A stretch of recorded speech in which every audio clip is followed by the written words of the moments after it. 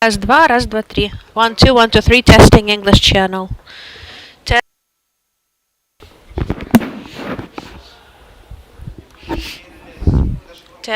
testing English channel. То не кажіть вообще. Этот грін.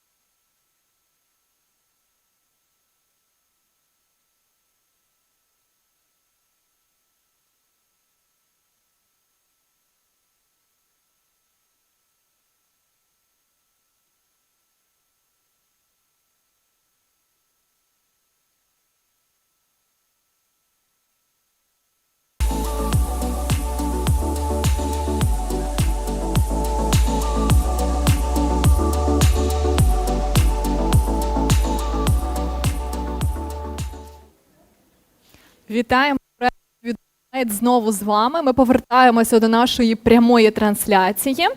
Проект «SVIDOMO Made» – це проект команди in Ukraine за підтримки Міжнародної організації з питань міграції. So SVIDOMO Made project is supported by the IOM and is aimed at ensuring responsible and sustainable production and consumption. And today I'm with you, a coordinator and moderator in one person. So we are moving on, and we are moving now to the standard of corporate sustainability that we have been able to discuss during the previous panel. Those who have joined our online broadcasting, let me tell you a little bit. The standard for production sustainability is a project that was developed by the experts for 3 months, and the work was to analyze the documents and create the standard. That there were a lot of amendments, and so this process was not an easy one. And today we will learn more about how it happened and what challenges they encountered while drafting the standard. And I'd like to introduce the people who worked on the standard. We selected them very carefully. We chose the best of the best. So please, Julia Makluk, independent environmental expert and consultant on environmental management. She is also Master of Sciences for Environment and Environment Protection. Together with her here we see Andriy Slabinsky, who is a specialist on state policies for business development, international legal expert, and former head of the SVIDOMO. Yes, good afternoon. Today we're going to speak about serious things, but we will try speaking using simple word in simple terms, because a lot of people who watch us or hear us today we hear about this standard for the first time ever, so it is important to tell them about this standard more. So let us start with speaking about your task that you had before you. Let's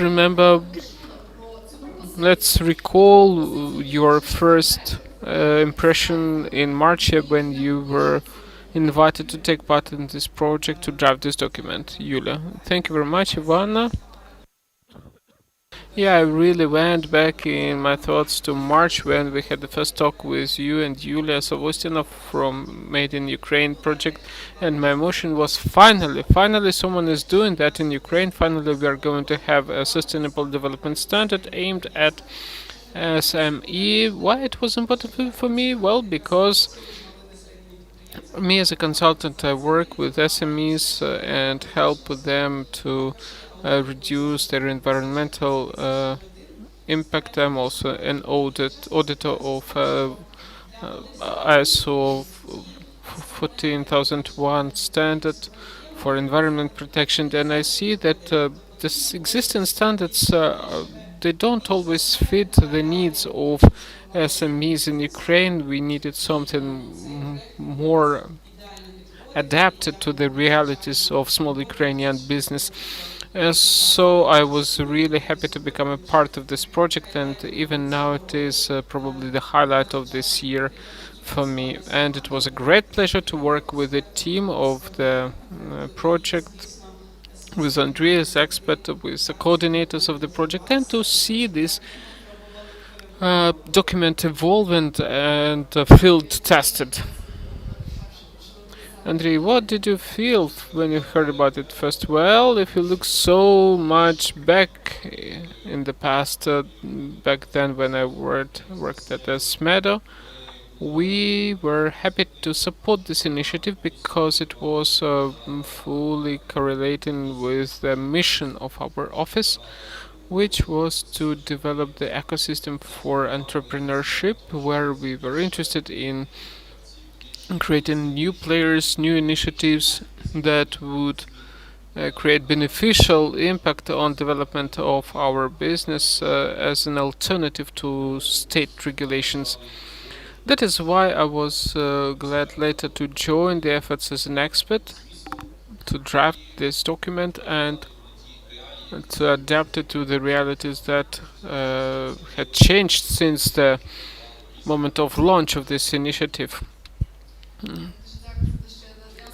before the start of the pandemic.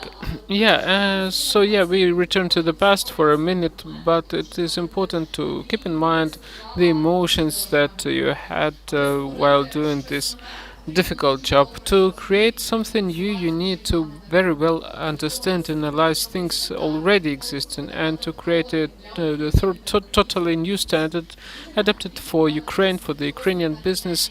Yulia and Andrei conducted a serious review of the existing practices and standards, and their colleagues, I'd like to ask you to tell what documents you used as a basis, what did you review, and what was your point of focus. Yes, let me start. My approach was this. Well, first of all, I'm environment protection expert, so that was an important point for me. And also, I worked as a methodologist. I tried to check how this system could actually work, and how these voluntary standards are created. Well, what is a voluntary standard in any area? That's a sort of quality mark given to products or companies meeting a list of requirements, and those criteria would be different in different standards, and they are assessed by independent organizations. A standard is something that's always above legislation. There are some requirements set by the legislation that must be mandatory for all entrepreneurs, and there are things that they add as voluntary requirements, doing something that they are not forced to do. They do it voluntarily because they want to create value for the society. And so we started to analyze the Ukrainian legislation in these 6 areas. So they told us there are 6 areas for sustainable business. Here you see SMEs in Ukraine, and now make it work. Combine it and make it work. It was a big challenge, intellectual challenge for me, and so I reviewed the environmental legislation. Andrei reviewed everything else, human rights, labor rights, stuff like that. In addition to legislation, we also reviewed international trends, because our business is also influenced by the laws existing in Ukraine and international trends. What is happening in the EU? They have the Green Deal now, which also influences Ukraine. What happens in the US? What trends do they see there? What will it lead to for our importers, for example, because they can exporters, sorry, because today they can export maybe not the whole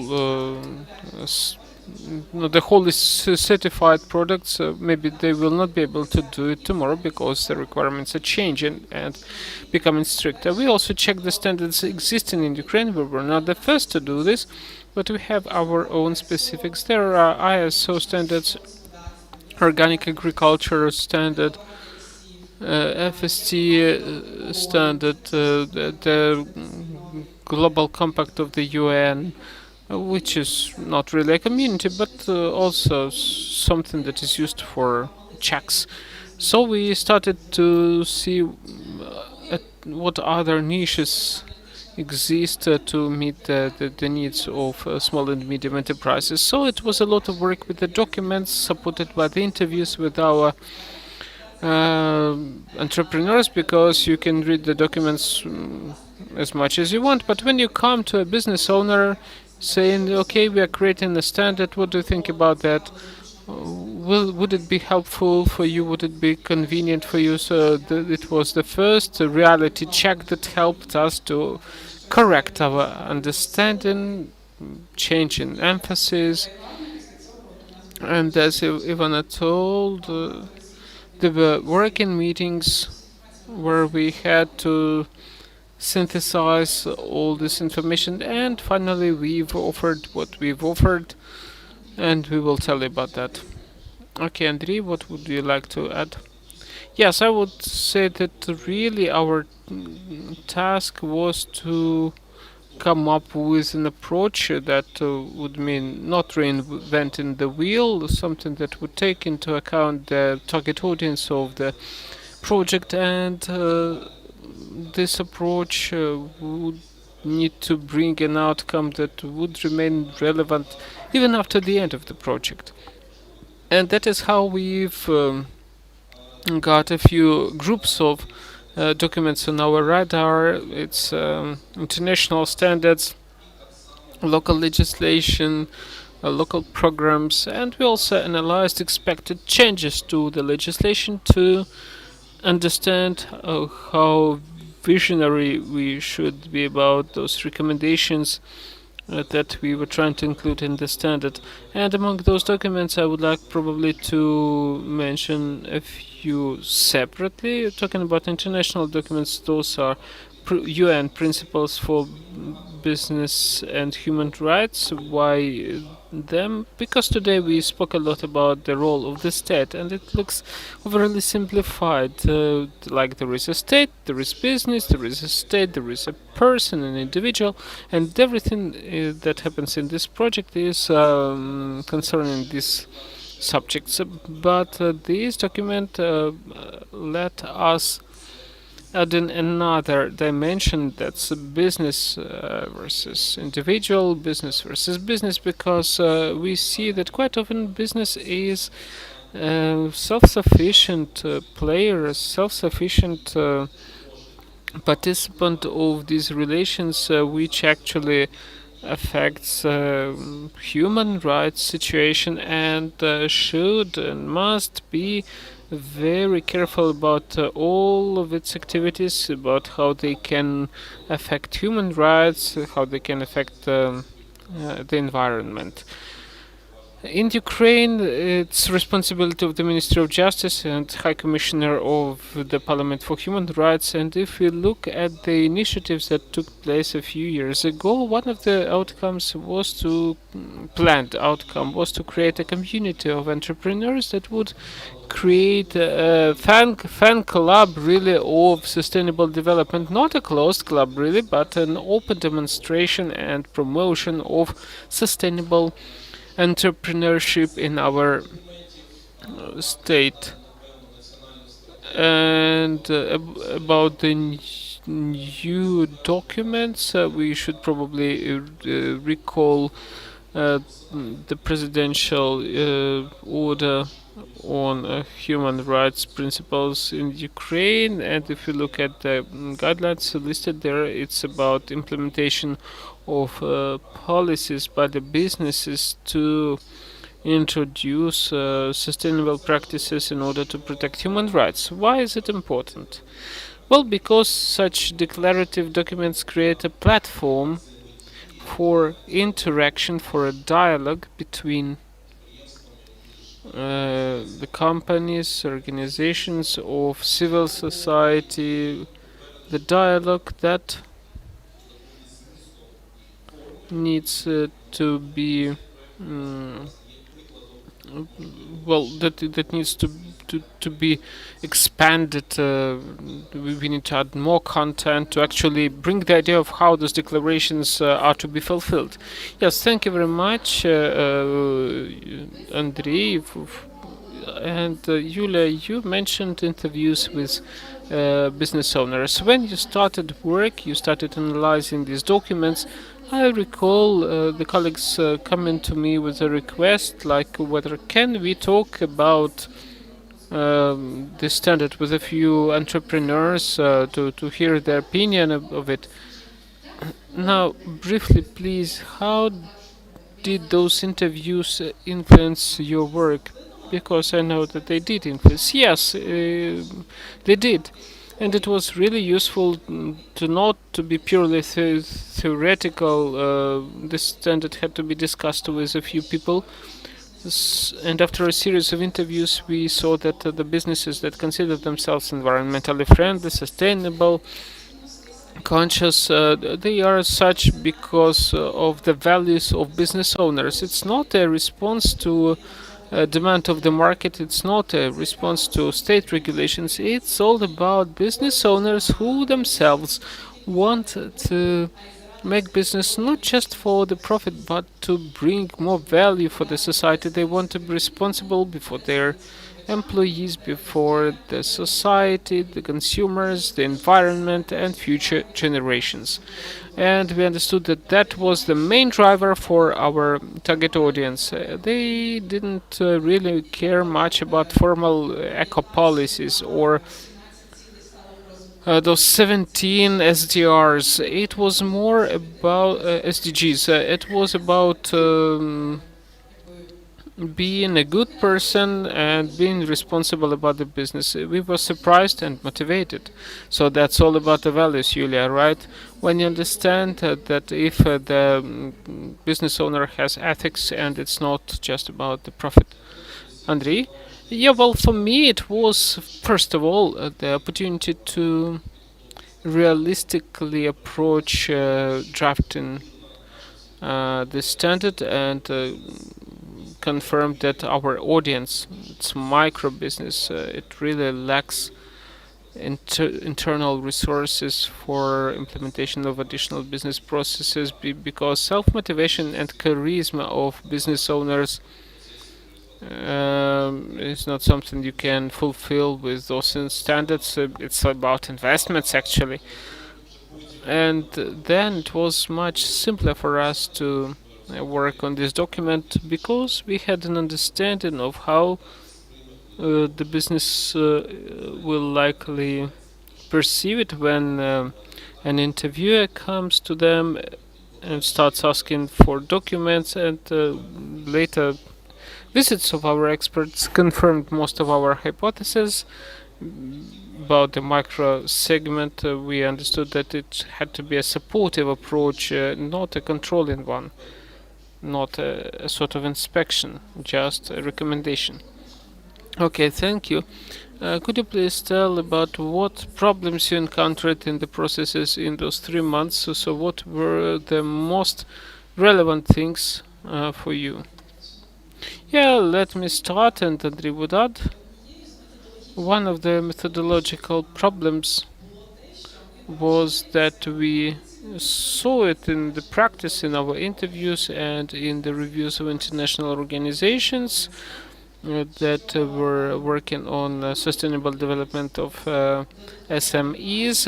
It was that this additional workload, that red tape, it could be critical for small enterprises, and they could reject any type of certification if they understand that they need to do more work because they need to write 10,000 policies and find the time for their employees to do that as well. So we had this challenge to for this standard not to be empty. We did not want to create some mark that anyone could get, which would not have any basis in that. And our goal was to guarantee that the companies who get this quality mark actually meet the 6 criteria, that they don't violate them. So it took a lot of efforts actually. We thought about how do we make these demands really reasonable and serious. When the consumer sees this mark, he understands that it's serious company, and on the other hand it did not have to be a burden because we understand that small entrepreneurs would not do things that require 100,000 working hours. It was a methodological challenge for me. Yeah, when we analyzed the international practices, me personally, I had this impression that meeting all sorts of standards for sustainable development, and we could mentioned ECG, that this work is something that only big businesses could do. So it's a thing to improve their image. And the challenge was to try to transform that from like a useful thing for big companies to a mission, to a goal of activities of a much smaller company in our country.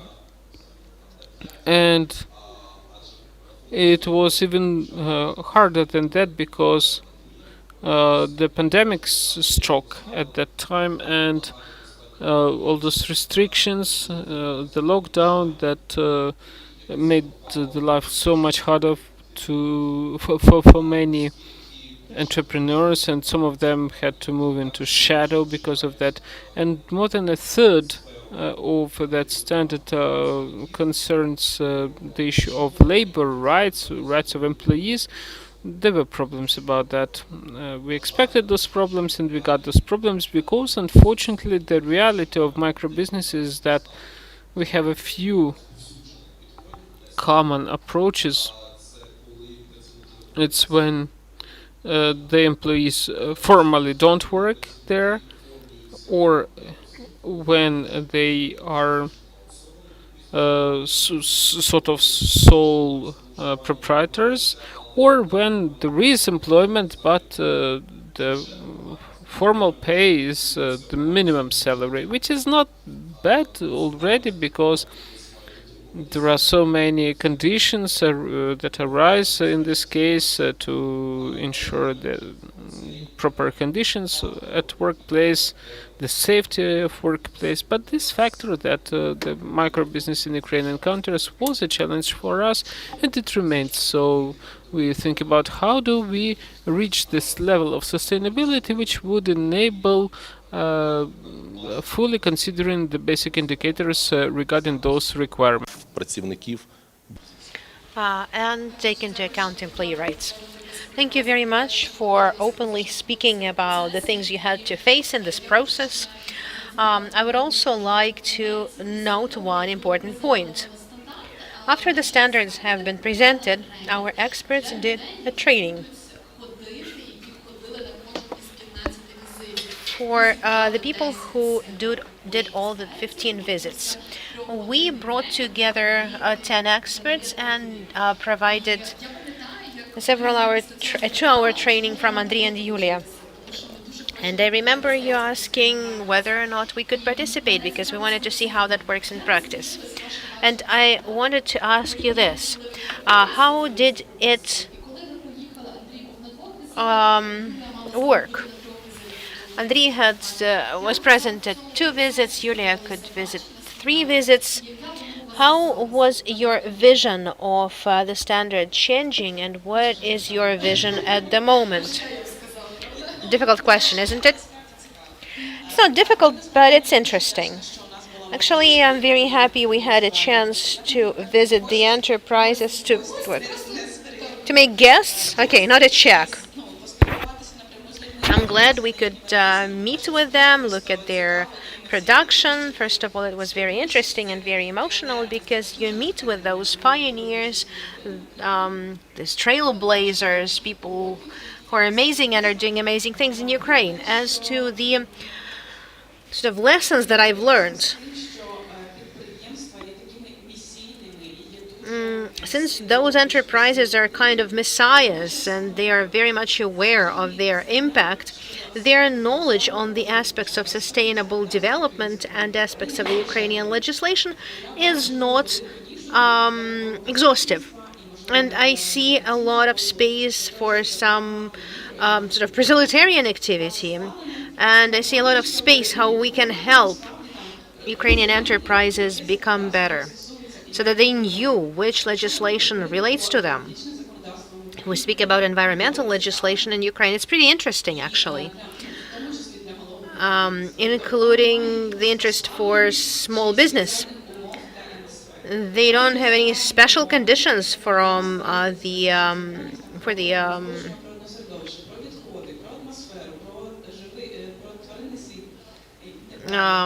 SMEs.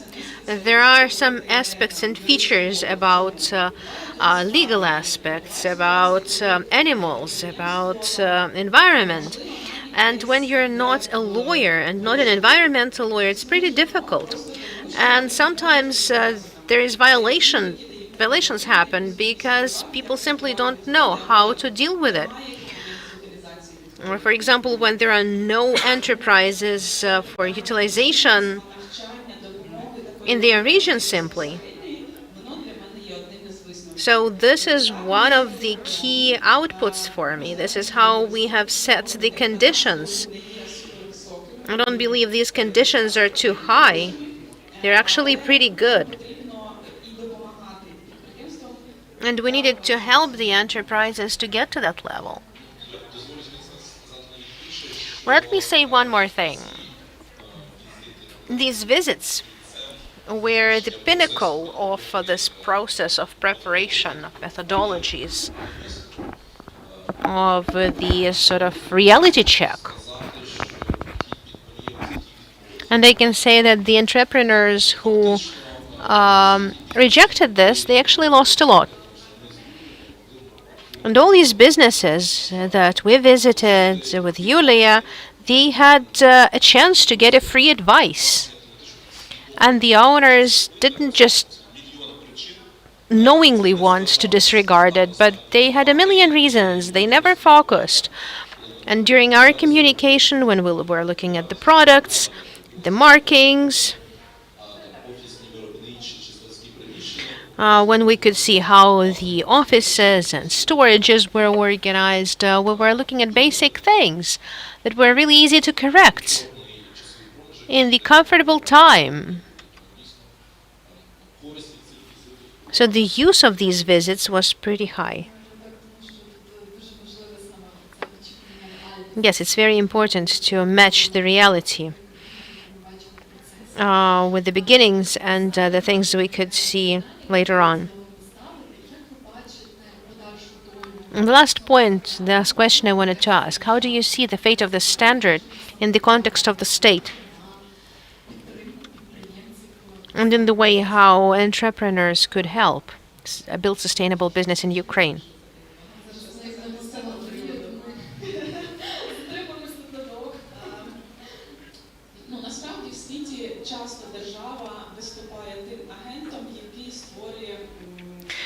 In the world, the state is usually the agent of change, stimulating businesses to give more. State stimuli work more for large enterprises and corporations, but here we're talking about, say, some benefits, preferential loans, or softer inspection regime. And if a company has SVIDOMO made sign, they can avoid the checks for some time, for example, from labor inspectorate. There could be some certificate programs for consultant advice. I'm working in a different program where we're visiting organizations to develop environmental policy. And of course, SMEs don't always have the resources for that, but somebody has to help them and give them the impetus.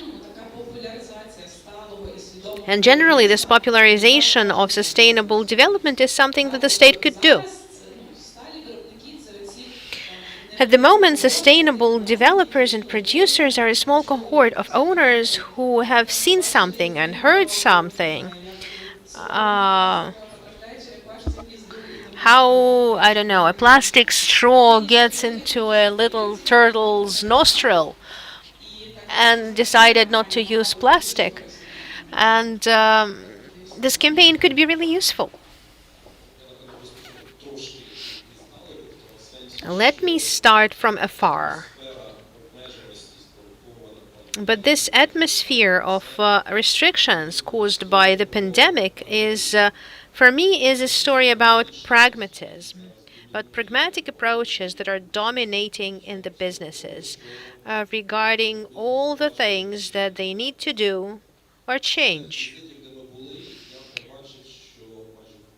of the visits that we did, 100% of business owners are very much focused on the product or service, and they're very much aware of the topic. They're really deep in this topic and how this works, but some background competence is usually lacking.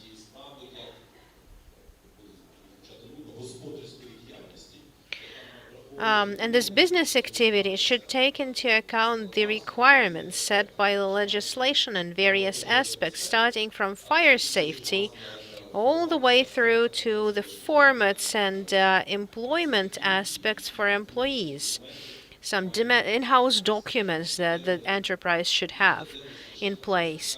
We have seen very few cases where there were employees responsible for labor safety, for example. It's sometimes hard to do. We have one brilliant thing in governmental documents, which is promotion of entrepreneurship that we could fill with contents of sustainable and aware business, responsible business, and we could enhance the function of the state and change balance towards services. And if we're talking about micro businesses that make a guaranteed high number of mistakes in their first years, well, they shouldn't be left alone with their problems. On the other hand, we shouldn't, sanction them without end, but we should give them a chance to look into their businesses. We should help them develop things that could demonstrate that they are a sustainable business and demonstrate positivity that stands behind it. And besides the question of supply chains, we could highlight this, that with the declaration of sustainable approach to your business, you have to take into account the approach of your direct suppliers and those you interact with first and foremost. And I don't care so much about this national standard so much as I do about the integration of these criteria in the programs of financial support. And if we take the program of 579, where the banks already have some in-house procedures related to the assessment of environmental factors so that the state programs could focus on that. That's important. Next thing is integration of these criteria in public procurement. In cases of public procurement for big money with medium businesses, this should be a must-have. If you want to provide some costly service for the state or produce some good product, you should be able to demonstrate that this will serve the mission of introduction of sustainable practices in your activities. Thank you very much for such global things, but in simple words, it's very important when you're creating a product. In this case, it's a standard. And it's very important to understand what's going to happen next to this product, how it's going to be used. We did 15 visits. But again, this is just a summary of 2021. SVIDOMO Made is not coming to an end. The standard will change. Its approaches will change, and we will witness the change. And I would like to remember our visits. We visited 15 Ukrainian companies. We visited not only Kiev and Kiev production facilities, we had a chance to visit Vinnytsia and Kharkiv and see how production facilities work there. This is a unique opportunity because in terms of time, these visits took about sorry, 8 to 10 weeks. But it was so cool that I want us to dive into this atmosphere so that we could see the videos of our visits of Ukrainian enterprises.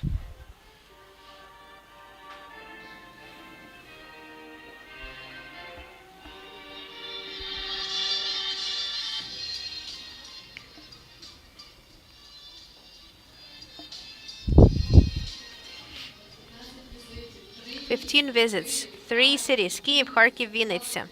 This is fantastic.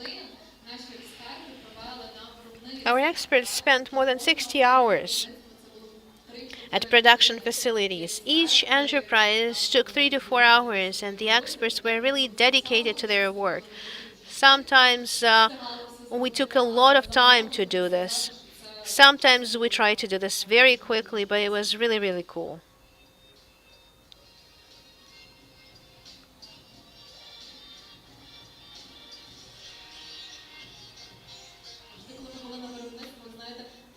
When we visited production facilities, there was a very interesting story.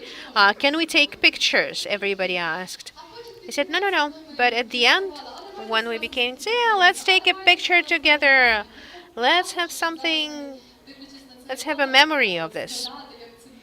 And it's really cool to see how it happened. Really misty-eyed because the first company, the last company is there, the companies that we have awarded. I thank you, colleagues, for this panel. Thank you for sharing the feedback about your difficult work. We're not saying goodbye because we're going to work a lot on the standards in the coming days. And thank you very much. I can invite you to take your seats in the audience. And we shall move on. Okay, let's applaud our experts. I mentioned visits to 15 Ukrainian companies for a reason. We will be talking about these companies. We will be talking about these companies in the aspects of 6 standards of sustainability. And the first standard that we're going to discuss is the principle of protection of environment.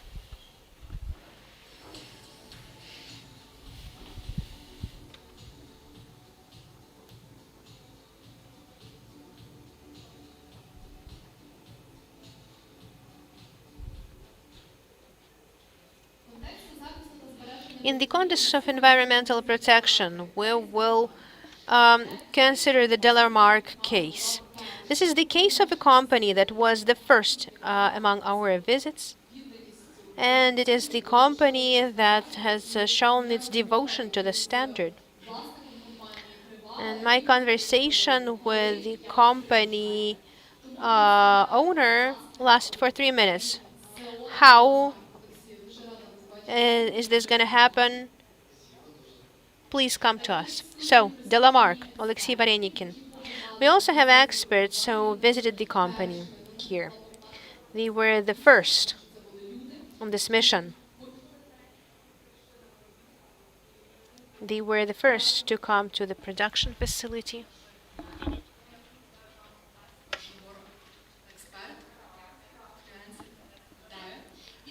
Alexei Vershigora, expert and influencer, welcome.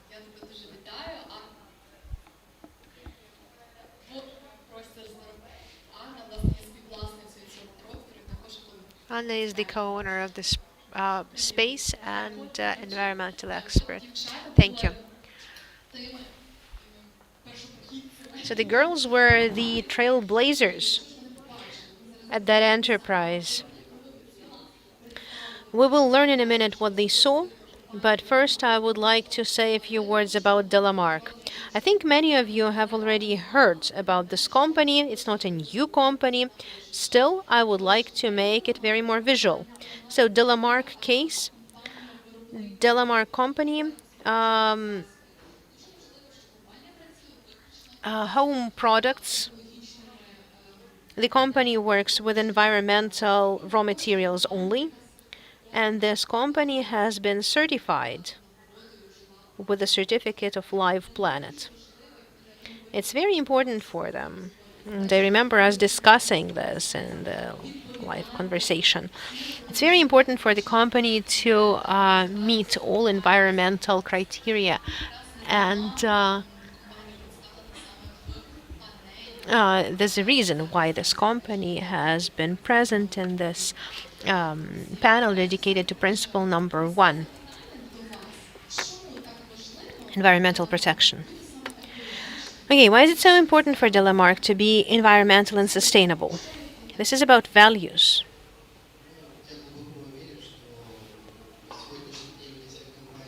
I'm deeply confident that if a company doesn't have some sort of sustainability and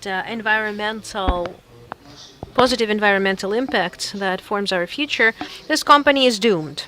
So when our company was established, the DNA of this company, the core of our company was the product that does not harm people's health and environment. And these principles were spreading towards the whole company later on. At the moment, we're trying to participate more in the life of every Ukrainian citizen. And we're trying to deliver this information about how we can be more environmentally friendly without changing their life habits. I know it's very important for you to make sure that the activity of your company could positively impact the environment or reduce the impact. So it's very important for you to have environmentally friendly product that does not harm the planet in any way. And Delamark has a very interesting practice of how you hand over your packaging and tear. When we develop the project, we try to build into it some closed cycle principles. We try to minimize the environmental resources that we spend. We try to use engines with minimal energy consumption. If we use water, we try to reuse it. And we try to use as little of it as possible. And we try to establish the tools at our production facility that could minimize trash throughout the cycle of production. Then we went further and thought how we could impact our users so that they could participate in this closed cycle chain. 4 years ago, we came up with a project which is called Return Your Packaging. When people can give back the plastic bottles for our product, and in turn we are collecting these bottles, and we have a contract with Veolia company which is processing it. And the material can be reprocessed because we use high-pressure polyethylene to produce our results. Since we collect these products and give it back to the processing companies, we can reprocess it. So our clients become part of our concept and part of our DNA, and therefore do not generate additional waste. And just like us, they are striving for clean Ukraine. Yeah, Anya would like to say something, please.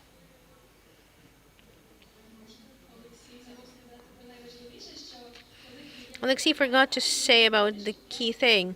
And when a client returns a bottle, they get a discount for 5 hryvnias. And it's not done behind the curtains. I'm also the user of Delamark products for many years. And it's all very open and honest. What is the bonus of this standard? Experts come and they take a friendly look at this.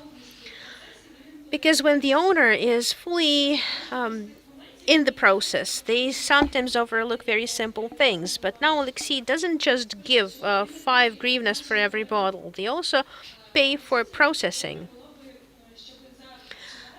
And of course, it would be nice if he was receiving some money for this tier. And they realize it's not because the company just has money lying around. And there are some simple solutions. And you could see how the tier is collecting. And you could also help yourself and save money. Yeah, we're thinking about this. So we have launched the project, signed a contract, a global compact with the UN just the day before yesterday. We signed up to 70 sustainable goals, thanks to you, by the way. You have taught us how to do that, how to do this properly. It was pretty difficult, so it's a huge advantage for us. And we understand that we have some social projects. And when we buy every product, we also give 5 grivnas for heart implants. Our task is to save several child hearts for the surgeons. So I thought, why couldn't we hand over this plastic? It could be implants today, but then some global goals could be resolved with the help of our consumers if they are approaching this in a responsible manner. It was very interesting to see how this works in practice. When you just launched this, what was the feedback of consumers, and how effectively did they hand over the tier? Was it because of the discount, you think, or did they really care about the environment? Let's be honest about this. People who were buying our products, they are already aware and responsible because they buy phosphate-free, environmentally friendly products that do not negatively impact the water. So they understand why they're doing this. We also gave them an additional opportunity about trash sorting. Quite a few initiatives are present here, and very few were thinking about this, and we were concerned. We were amazed that people started adding additional plastic, and we were saying, well, we cannot sort everything, we're not a trash sorting station. But people were still giving us more plastic to sort. We also launched an initiative with batteries. We're collecting batteries so that people didn't throw them away, but sustainably approached their produce. Okay, thank you, girls. You visited them and you could see this done in practice. What was your impression of this visit? Well, I've known Delamark for a long time, mostly as household products, and it was a revelation for me that the company is so transparent in terms of production. And when we talked to Alexei about some initiatives, Alexei is super open, and that means that production facilities have nothing to hide. And I was pleasantly surprised.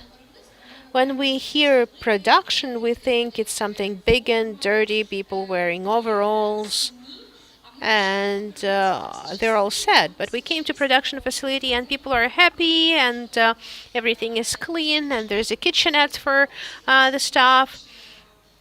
And office is very cozy with coffee machine. So I was, again, pleasantly surprised, because it's for the people and by the people. And one important point that Tanya and I were amazed about, and we go back to this case a lot, that the people who are working on the mixing of powders, or they pack it, or they mix the ingredients for a dry washing powder, only work for 2 hours per day on a Friday in special suits. All of their mucous membranes are closed. They wear gloves and everything. And I thought, wow, this is such a cool work.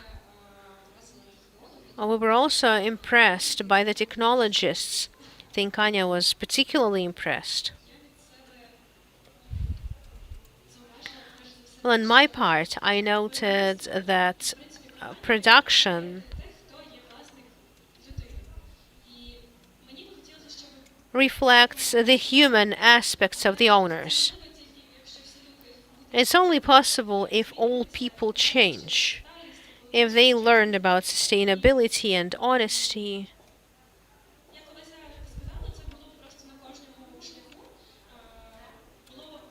It used to be, it was present at every step of the way. We had a pleasant and transparent feeling. I've known Alexei for many years, and we had an expert chat.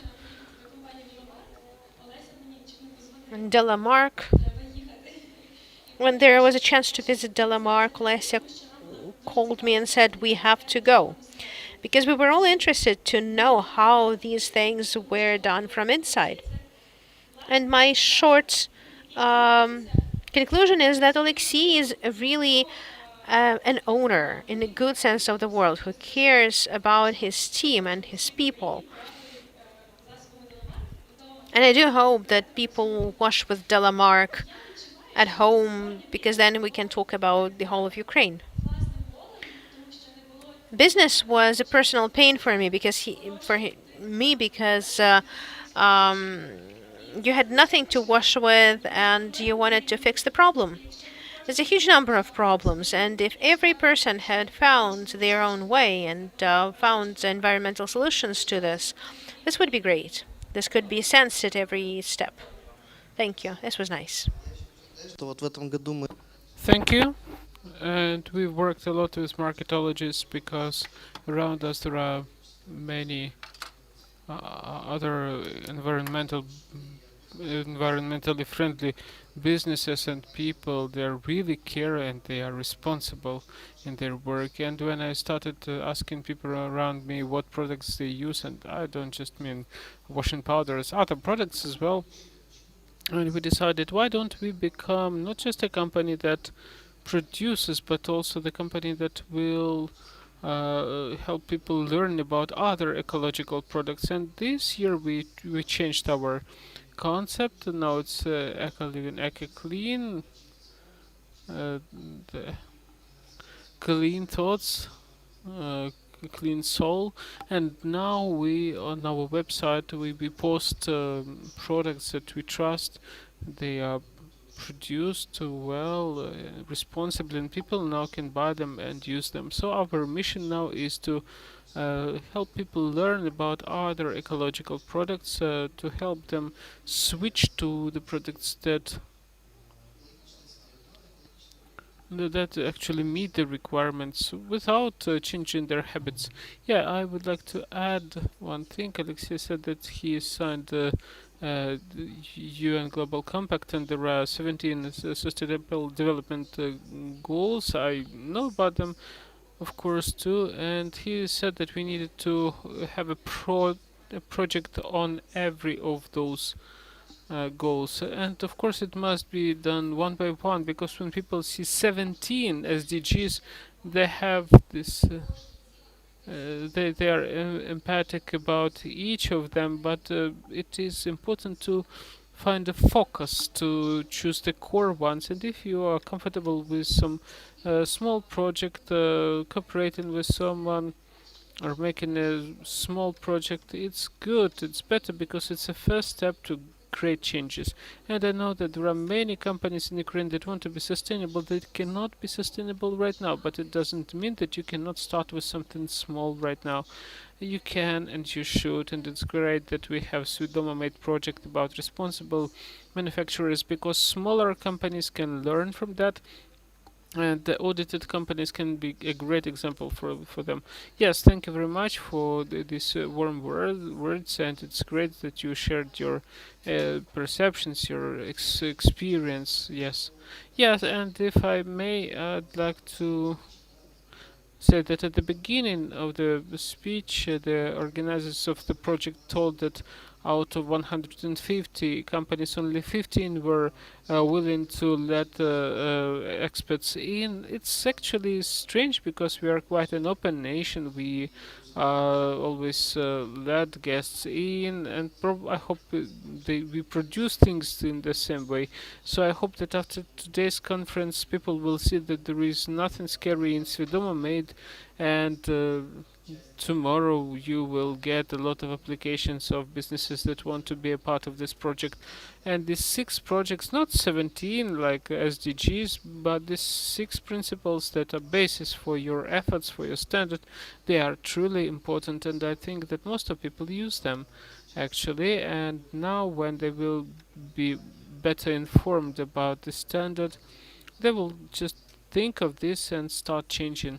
Yes, thank you very much for this great wish, and it's actually really valuable. And on behalf of me and on behalf of the project, I'd like to thank you for the total openness in everything. You didn't have any reservations, and I truly appreciate that. I'd like to say that Delamar Company was the first for a reason.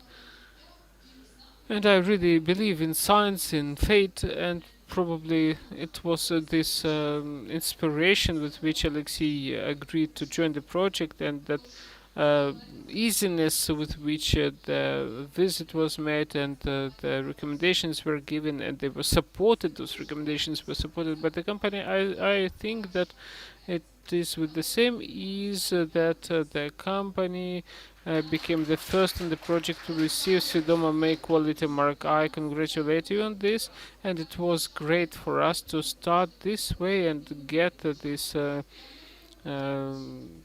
assessment within a week. It was a great beginning. I'm not saying about difficulties we had in the process, but I truly congratulate you, and I'd like to invite here Yulia Savostina, the head of Made in Ukraine, and the person who created SVIDOMO Made, to give you their word. I think I should always stay here on the stage. No one will be surprised if I say that your company has got this award. Not really an award, a sign. Yes, it's not like I need to say thanks to my mom. No, it's a truly deserved mark, and I'm sure that it will become, because I remember how you criticized us at the beginning of the project. I'm sure it will become a sort of certification that is accepted widely in the country. You were the first one who we invited, if you remember, in 2019, and you are the first to get this mark for confirming that your company meets all the requirements that not ours, but of the requirements set by the UN for sustainable um, um, manufacturers. Okay, so thank you, and I think it's a great case. We'll ask the community to tell how you were able to achieve the results for the most difficult parameters. Yes, Yulia is an important person in my life. She's like a godmother for our company. I met her in 2014 when that girl came to us and said, okay, give me some powder. And we had only 3 washing powders, and I thought, how would I bring her to our site? We would have only 60 square meters. We are so small. So I want to say, don't be afraid. Don't be afraid to open the doors. It was very fearsome for me to do this openness in 2013, but it is not a problem for me now, because we understand that you are a source of positive things, and Julia, thank you for that, because it's always been a great improvement for us every time we interacted with you. Yes, including the sales. Yes, thank you. And I remember your first post on Facebook, and I opened internet store in 3 days after that, and all the first buyers came from your posts in 2014. Thank you very much for that. Thanks a lot. Yeah, and let me continue the story that you don't need to be afraid to open the doors for experts, because I recall that company too. It was a hugely good brand which was really popular and recommended by people to each other. Yeah, and there were 17 companies, only 17 companies who produced safe chemicals, and you imagine that, right? Many people living in this country, millions of people, and only 17 companies. And Delamar already had a reputation, even though there were companies older than that, like five of them maybe. So I came to their small room, 60 square meters, and he showed me a concrete mixer that was remade to mix powder, and he said, "This is our know-how." And I was like, "What? So these tons of goods that you sell in the supermarkets, you mix them in this? Okay, all right." But at that time, everything was quite clean, and the employees were happy, and safety was great. So it's not about the money, and it's not about some extraordinary standards that allow you to progress. Yes, thank you. It was truly inspirational, Alexei, and I congratulate you on this mark. I'm sure it will be an important mark for you, and it will mean something like you never should be afraid. Yes, always you never should be afraid of support and help. We are very limited in time, so I'm gonna let you go right now, and I'd like to say thanks to you, dear experts. Olesya, Anya, you are beautiful. Thank you for sharing the emotions, and thank you, Alexei, for your openness and sincerity. Okay, thank you. Let us give them another round of applause. Thanks. And now we are moving on, and now we're talking about principle number two, the transparency of the supply chain. It's a complicated principle. I remember an informal joke that took place when I told a friend of mine about this uh, principle. She said, like, I understand these three separate words, but I don't know what it means.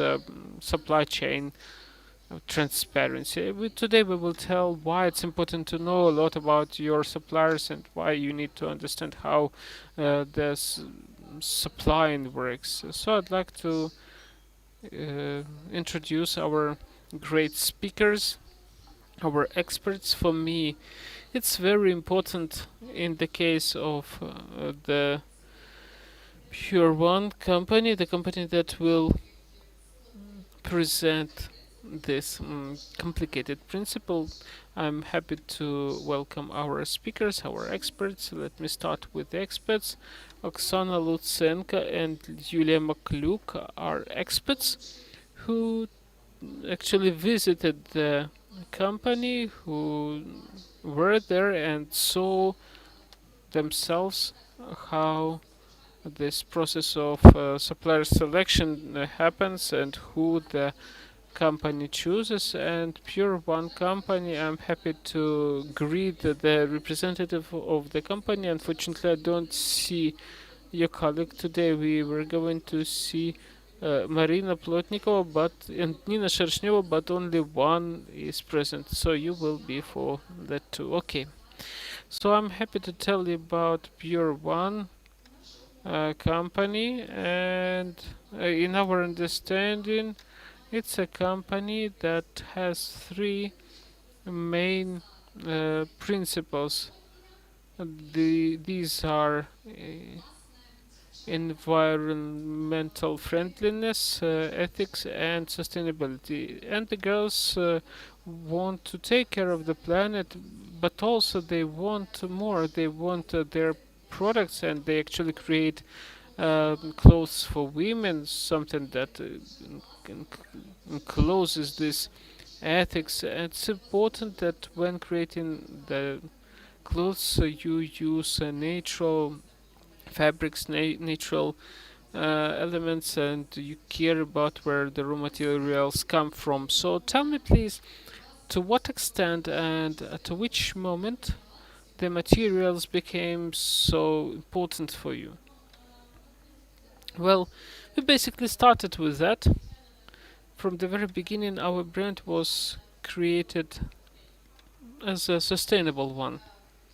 That is, when we came up with the concept, the most important thing were materials. So the first fabrics we were looking for were some foreign websites, suppliers from abroad. So we had to blindly order them from America, from India, and we just tried and tested, checked certificates and so on, trying to choose the fabrics that would be the best for us. But then we understood that it took too much time and energy and resources, and we went to to an international exhibition where we were able to meet the manufacturers of fabrics, and those were exhibitions where the main goals of them were sustainability. They have huge pavilions for sustainable manufacturers, huge pavilions with innovations and improvements in the uh, fabric production and in raw materials processing, and all sorts of software solutions, everything related to that. And there we met some manufacturers with whom we then continued our work and with whom we still are working at the moment. Thank you very much for this brief introduction. I recall that when I read the report, unfortunately, I hadn't visited your company, but I truly trust our experts. I was surprised that you don't just declare, but you have a quality certificate for every piece of fabric. So each piece of raw material, it takes certain paths until it reaches you, and you know this path. So you say that it's manufactured ethically and ecologically. So tell me, please, how do you choose the manufacturers, the suppliers? For example, you need this particular raw material and it's produced by 10 suppliers. How do you choose the one you're going to work with permanently? So, what are your selection criteria? Well, for us, the most important was and is certificates. For textile, it's GOTS certificate, and its most demanding one. And so we chose from among those manufacturers that have the certificate. Also, ethics is very important for us. So if we take silk, so it's not just an organic silk with GOT certificate, it's ethical silk, so-called peaceful silk that has the mark Mahimsa, which in Sanskrit means do no harm, because usual silk, when it's produced, you know that the caterpillars are boiled with the cocoons, so you understand they die in the course. But in this peaceful silk, the manufacturers wait for the caterpillar to turn into a butterfly, and after that they uh, collect the raw materials. They take the um, cocoon and produce a silk. So they are very transparent. They take part in all sorts of competitions, and recently they won a competition for innovations for biodiversity. So they support biodiversity, implementing their initiatives. And that is why we choose those suppliers who share our values. The principles of sustainable development that are real. So they have, or if they have an organic cotton it's confirmed by certificates. They also publish their sustainability policies on the website. They tell about this. They conduct all sorts of social activities and educational programs. That is why it's important to find such suppliers and work with them only, with such companies, so that we have a guarantee, so we can actually prove that there are certificates and these all are not empty claims. We actually follow the requirements. Yes, but how do you find your suppliers? How long does it take?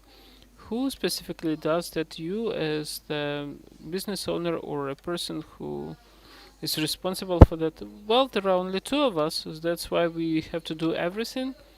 And in the first half year, we spent it just ordering fabrics, looking for suppliers who could offer something good to us, because unfortunately in Ukraine we were not able to source anything. Of course, it would be great if local manufacturers could offer something to us so that those supply chains got shorter.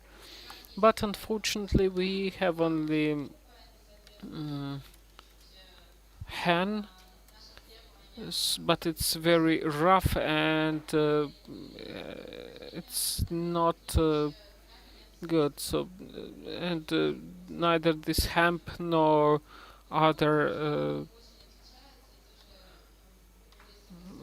not other fabrics have any certificates in Ukraine. And if you speak about linen, for example, it's also a bit rough and doesn't have certificates that cover the employee conditions of work for employees, employee rights, the treatment of the soils, and so on. So at the beginning, we were just looking for fabrics on the internet. We also took some courses, for example, in London College of Fashion. They have a very deep course on sustainable development.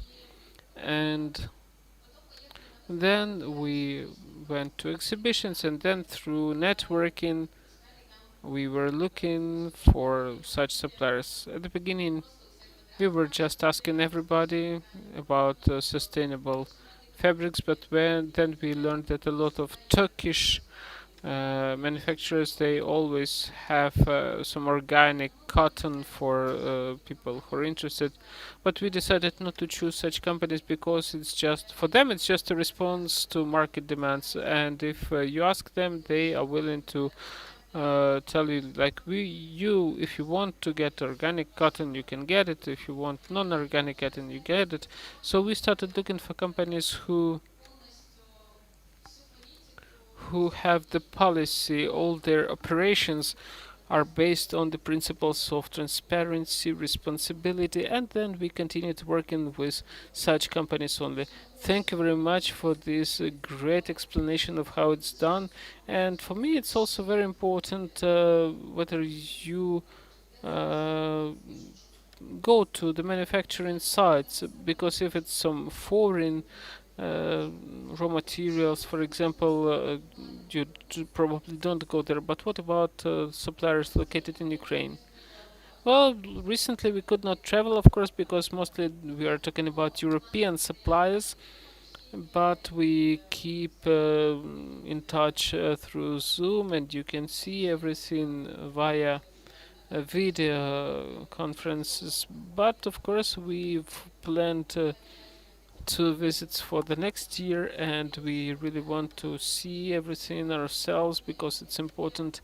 And basically, the fact that we were able to meet those manufacturers at exhibitions, and really the business principles, they truly reflect the values, the principles of business owners. And when we saw business owners who were really eager about the environment, safety, and we saw that they did everything they could to implement those principles in their company operations, Then when you see that you start well, having trust to their manufacturing processes, and you are willing to order without even see a certificate, but when an annual certification confirms their declaration and they check all the stages of manufacturing and sorting and painting, all those technological processes, that's another criteria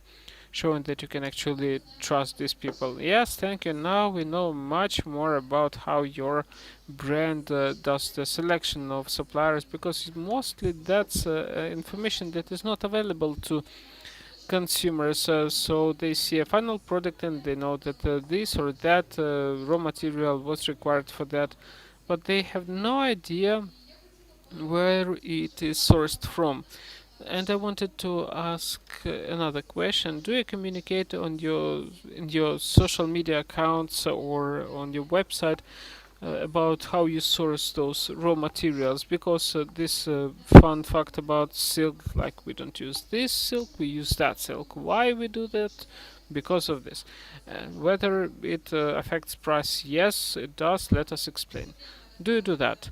Yes, so we keep telling about our fabrics, about the manufacturing processes, because first of all, that's our feature, and of course, it attracts a lot of customers. Some of them simply like that the dress is beautiful and that's sufficient for them, and well, organic fabric is just a bonus for them. But some of them are actually looking for peaceful silk or things made of hemp or some other interesting fabrics, because we use in particular uh, cactus skin and cactus skin leather and banana silk made of banana leaves. Some of them are hard to find, and some of the customers really would like to find clothes made of those products. So we keep communicating through the website. We hold all sorts of lectures, other activities, and we try to deliver the information about the materials and sustainability and conscious consumption. So every post that we have contains some advice, some educational material. We never write like this is the dress we got. It is worth this and that, and the price is this. As very often brands do on Instagram. For us, Instagram is a platform to communicate, to tell people more about environment protection, because it's one of our missions, actually the mission of a brand, not just to sell the dresses, but also to do something, changing the world to the better, and create more, well, consciousness in our audience. So Instagram is different for us. Yes, thank you for this openness too, and for the fact that you are doing a lot of educational work um in this context. Now I'd like to ask our experts, Oksana and Yulia, who visited your production site and saw themselves how you check certificates of those fabrics, and how willing you are to show them. Okay, ladies, who's the first? Yes, good afternoon to everyone. Thank you for the invitation, and a special thanks to the company, which really impressed me. And for me personally, the result of that visit was not about the report or recommendations that I submitted, but in the fact that after that visit, I clearly know what I need to ask from companies selling clothes, what I need to pay attention to in the description of products. But it didn't take long since the time of that visit, but I've been able to buy two sustainable things. One of them is a dress, which is made of the recycled plastic 80% of it at least. So I've not worn it yet, but that's a result of your efforts, and I'd like to thank you for your activities, because you're another supporter of that conscious consumption.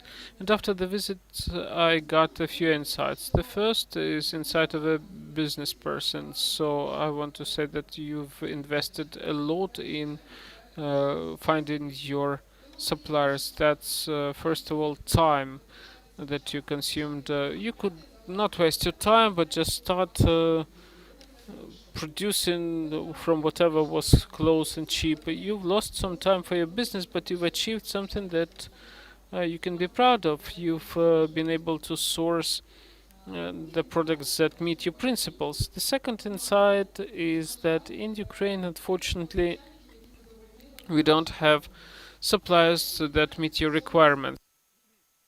The third insight is about certification. Even if there are suppliers for some businesses in Ukraine, it gets really bad with certification because it's expensive first, and second, unfortunately, we live in a country where not everything is so transparent as we would like, and quite often behind that certificate there is just a soap bubble, so to say. I think you understand what I mean. So these are the three key aspects that I'd like to note, and I'd like to wish you to continue developing this tiny, in terms of the the numbers of clothes sold, it's a micro quantity of pieces of clothes, but I think that this community that watches and follows you on social media is much larger, and I wish you that the number of your customers grew, and you could be competitive not just in terms of price, not just on the international market, but on the Ukrainian market as well, because the price um, well, it needs to be lower from the point of view of many consumers, because it's too high at the moment, and it motivates them to look for alternatives. Я розумію. I realize, as a business representative, that it's not a very easy task to do, but I hope you can reach that goal and expand the number of your buyers. Well, I may say so, but I think I have been exceptionally lucky with my visit to Pure One. This was the first visit on this project. And of course, we're agitated about this, and I didn't know whether or not we could find the enterprises that could serve as an example of a breakthrough, or example of, again, trailblazers. And this is a unique example in Ukraine, when the company has a really good structured delivery of information about its products and provides awareness raising on what is fast fashion, what is its impact. Because I know that Marina and Nina are doing offline events. They make presentations at Fashion Week, and this was my first impression of their site. Then when we went to the sewing shop, we saw the certificates from producers. We spoke to the seamstresses, and we could see the kind of commitment that the business owners were taking. And it's not just about adjusting to market rules or circumventing some market rules, but it's about some internal strive. And even buttons, for example, for their clothing, they're made of natural materials, wood, shells, nuts that are certified, and pressed cotton. Really interesting buttons for a handmade clothing. And even the leftovers of sewing. They collect them from the shops and they make additional accessories out of them. So they throw out nothing away. I really loved it. And as I was going home, I felt really grateful for this experience because you work with all this eco management. Some things are working out, some things do not, but it's a real inspiration to find such projects, and it's a confirmation that we're moving in the right direction. I will join with Oksana's good wishes, and I hope there's more producers like you and your leaders among them. Yeah, I just had an insight when you were talking, Yulia, and you do have one Ukrainian supplier. You've been looking for them for a long time, and you told us that during the establishment you changed several shops where you see your clothes, and service supplier also took a lot of selecting, and it's another advantage of yours. I am impressed. I haven't been at that visit and I really wish I were. I really want to visit your production facility. I will abuse my power to do so. In fact, it's very cool that you are demonstrating this, that you're showing this at your website, that you're communicating this, and you make people fall in love with your brand. So, our audience in the studio and your audience online, I really hope that they can visit the website of Pure One or Instagram of these brilliant ladies, and that you could see how well can business communicate what they're doing, and even explaining supply chain in a very simple way. It's just about sourcing the right materials and knowing how these materials are made and whether or not there are quality certificates to that. Thanks very much. Sorry Nina wasn't there, but I thank Marina very much for joining us and sharing. And I'm pleased that you have become part of SVIDOMO Made community. I haven't met you before. This is the first company that I didn't know within the framework of the project. The girls heard about this for the first time. And they said, yeah, why not? Thank you. Yes, like the girls said.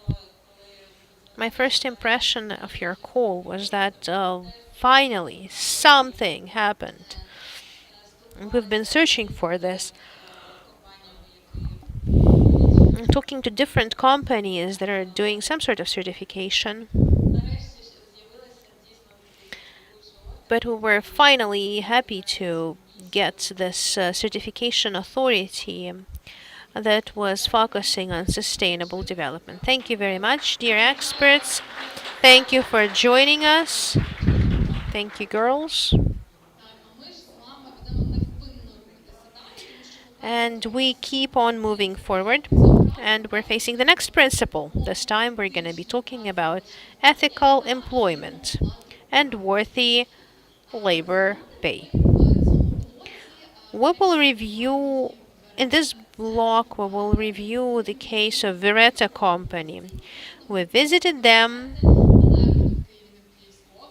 very far away from Kiev. We visited them in Vinnytsia, and I'm very happy to welcome representative of Vireta, Maria Yuskova. Very happy to meet you, Maria. Great that you could visit us all the way from Vinnytsia.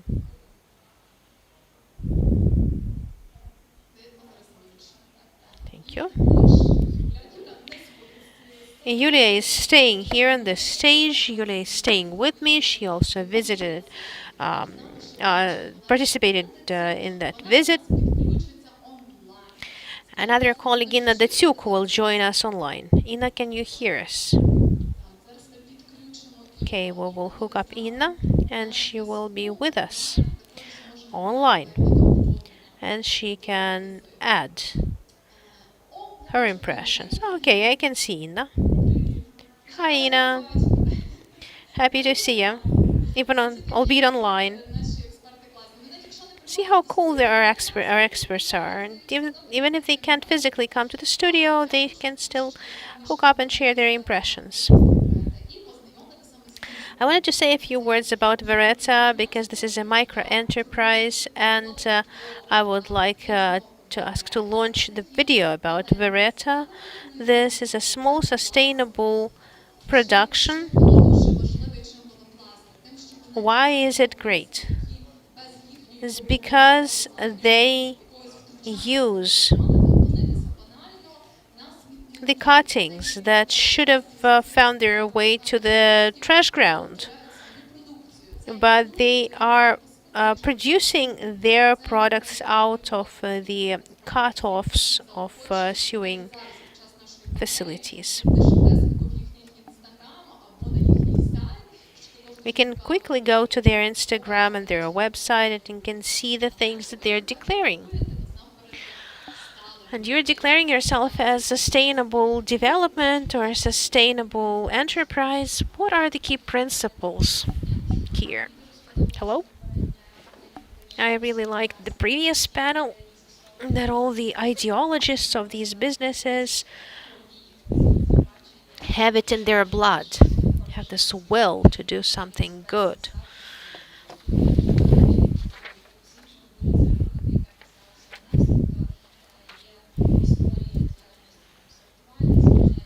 And the history of sorting and everything is, we faced lots of different problems. One of them was the utilization of sewing industry waste. We spoke to women from Stinat town, Tamashpil district. We're utilizing this, and this is a multifaceted story. And it really, it really makes me feel warm. It's like something I do for my soul. I really like going to villages and looking at people because they are simple and they lead their life, and you sort of try to help them. And you offer their master skills. And first they resist, and then they agree, and it is all a very interesting process.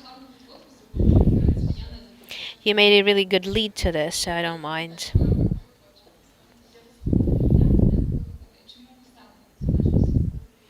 Why are we calling ourselves sustainable? First, because we resolve the problem of sewing industry waste. Secondly, because we provide employment to women in villages. In 2018, there was a big problem that most women do not even have internet, and they don't have access to services, to medical services.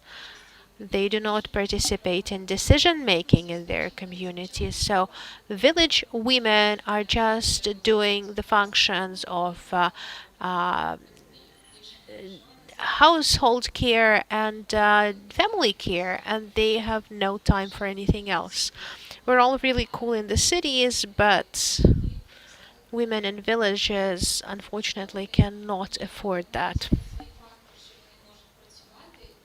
And even the fact that they can work already brings them closer to, awareness and sustainability.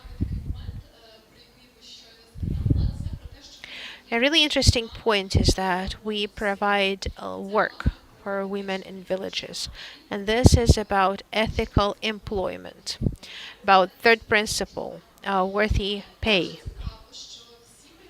It's very interesting that all employees at this mini production in Vereta are elderly women. And as a rule, the Ukrainian enterprises, not just Ukrainian enterprises, this is pension age. And they're considered irrelevant. Many people do not wish to employ the elderly. And the problem of ageism is actually very important. And Vereta may not realize that, because when I discussed this with Yuri, with your owner, he said, well, can we do it another way? A person doesn't have the limits in their head. That this is a woman of 55 who never did anything like that before, but who knows um, how to be a tailor. Yeah, they can do this.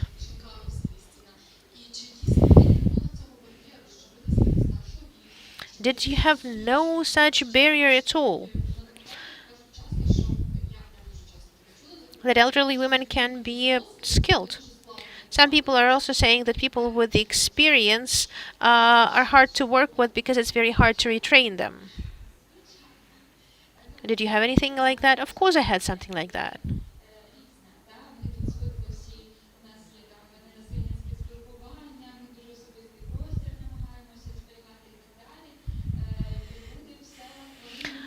People in the villages never learned how to, keep their distance, how to have all these priorities, and it's very hard. It was very hard to, um,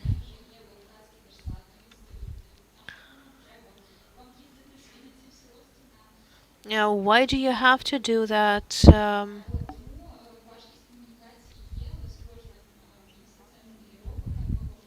And we have been working for a long time. We have reached some understanding and we could see how to approach each other. But this communication is totally different with the women. So, age, it could be an advantage. It's just interesting. It's actually very, very interesting. And I really wish that people in management could do training in such projects, because if you can find common language with a person who is afraid, who simply lives in their bubble and does their household chores, and that's it. And if you could coordinate a working process with such a person, then you're a really cool manager. And basically, you're giving women in Stena village, small picturesque town, you're giving them work. And they know they are doing something on a regular basis. Therefore, you give them confidence in the future. I'll tell you this. I hope you can see me in the village. This is actually a very seasonal thing. I didn't have a chance to ever live in the village, and I didn't know when they are doing the harvest, when they have to handle cows. But we have a really a problem. We have a website. A person can order something similar, and I'm saying, please try to make sure that the person doesn't have to wait for 2 weeks. Let's do this again. I said, Masha, I'm sorry. I have a harvest and I have a cow to tend to. So I cannot do that at the moment. So I cannot sit at the loom at the moment. This is just something you have to respect and have a lot of patience.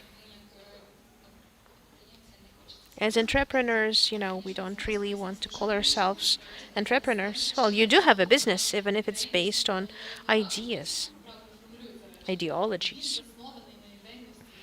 It's based on ideology and values, and it's actually a great business. It's a sustainable business.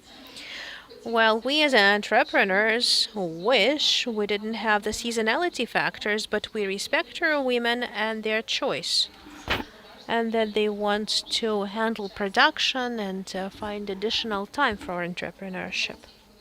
So sometimes we have to wait and be patient about deadlines.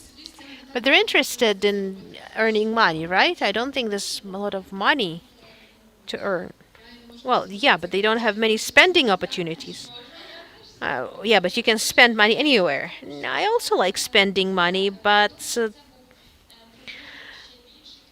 in order to have more profits, you have to work more, and the seasonality. They will have spring, they will have winter, and it's going to be more, but in autumn, their household is a priority. Yes, but you can maintain the timing. So they know that you will pay for it, and you will, yeah, we pay straight away. We collect the order and pay straight away for the work done. And then we travel to Vinnytsia, we photograph it, and then the rest of the process takes place in Vinnytsia. Thank you very much for this brief intro. I would like to address Yulia and Ina. Julia, what was your impression? Because it's probably the only production facility which was in such an interesting location, and it didn't even look like a production, it was like a mini shop. The impressions were great. We didn't know what to expect. Like always, you don't know what to expect. You look at the questionnaire, at the forms, but you don't know how it's going to look. And this was a very emotional trip. First, we visited the office, which is also a warehouse. And then we met with founder Yuri. And then it was a trip to the village. We visited them, Podilya. The countryside is unique and picturesque, and it could really be a um,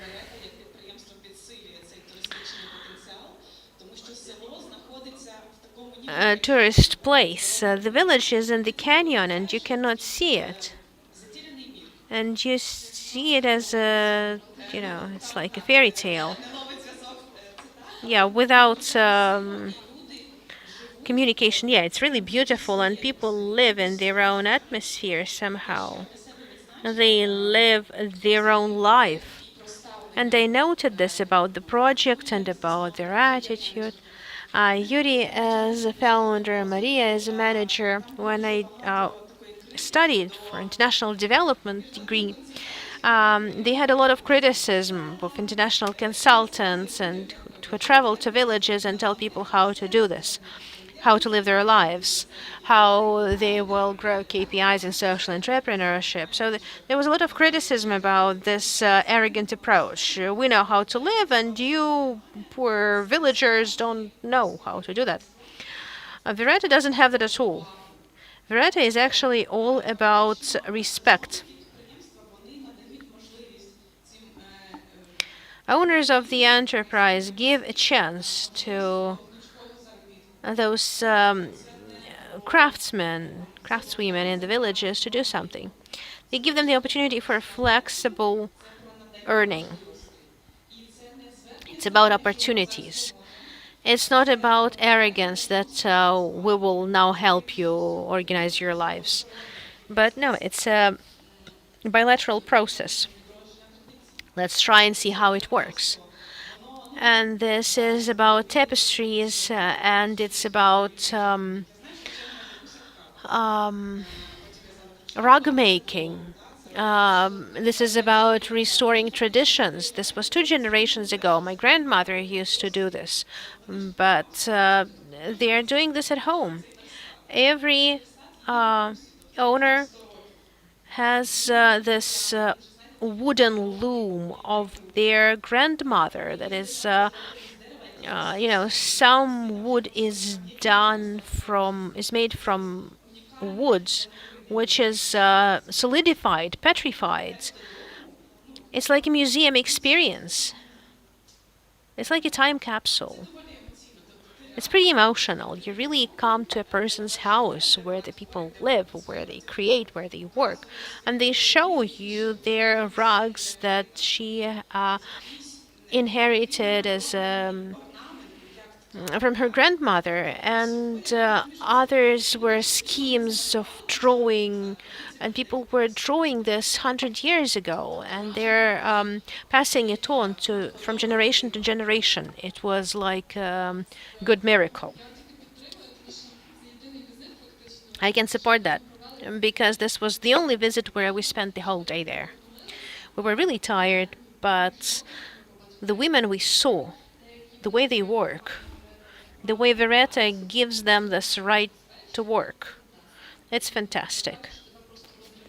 And you can see you know, you're really inspired, you're ready to break through. Please share your emotions. Well, can we say anything better than the good miracle? To me, it's something that shouldn't be there, but it's there. And all of this lost worlds of Vereta. And for me, that visit was a combination of workation, of some creativity. And our visit was reflecting how Vereta was handling these products. And every rug or cosmetic bag that you buy from Vereta, if you haven't done so yet, it contains a piece of that love. I realize this may not be a very expert measured value, but the way they handle their products, their looms, they're 100 years old. It shows that work isn't just work for them. It's some kind of meditation. And for me as a consumer, the item that was done in this atmosphere with such energy, it has particular value beyond its environmental sustainability and other features. Yes, it sounds like direct advertising, but I was really impressed. And I believe such things are more than just things. Thank you for sharing. Advertising or not, you're talking about your impressions from the visit, and this is really cool. This is what we want to hear. Yeah, Maria, we've given you a lot of praise. Yeah, it's honest truth. Thank you. I'm really proud of such businesses. I'm really proud of such enterprises that gives work to women without any age criteria, where only experience counts. And for them, those women are basically the carriers of tradition. There are cultural codes that they are investing in each of their products. I thank you very much, dear colleagues. Thank you, Inna, for connecting. Thank you for finding the time. I'd like to thank you as well. Pass our best regards to brand founder Yuri. Thank you, Lisa. We have visited this visit a lot. We have discussed it a lot. Please take your seats in the audience. Let's give a warm hand to our girls. And we have completed the first part of our conference. We're due for a break. We will come back at 2:40. So please stay close. We have a lot of interesting things. We have 3 more Ukrainian companies and their cases, and you will learn which company was also awarded in SVIDOMO Made. This was the second and the only company that we have awarded. I would like to remind our online audience that you have a chance to ask questions on chat. If you don't have any questions and you only have positive emotions, please also indicate them here. I'm looking forward to seeing you back here at 2:40. We're due for a lunch break.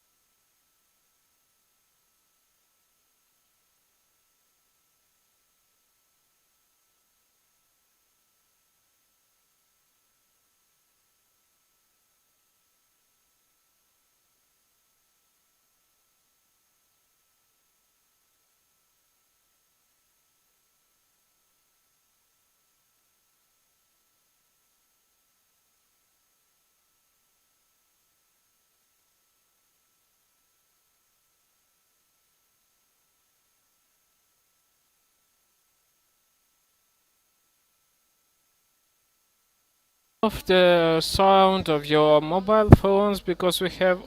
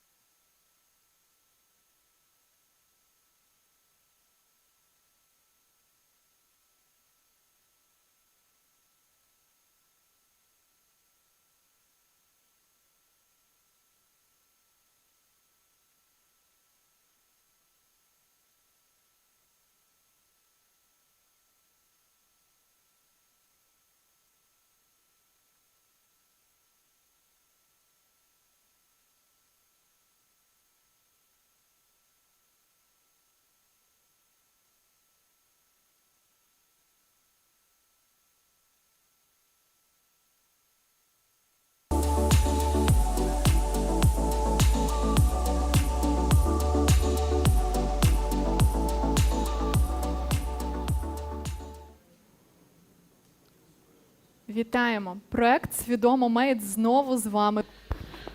so good afternoon. SVIDOMO Made is with you again. We continue, and it's the second section of the project. And let me remind to those who watches us on YouTube, SVIDOMO Made project has been created by Made in Ukraine, supported by the Office of IOM in Ukraine. The project is aimed at promoting responsible production and responsible consumption. And in front of us, we see the next part of our conference. We are going to speak about principle number 4.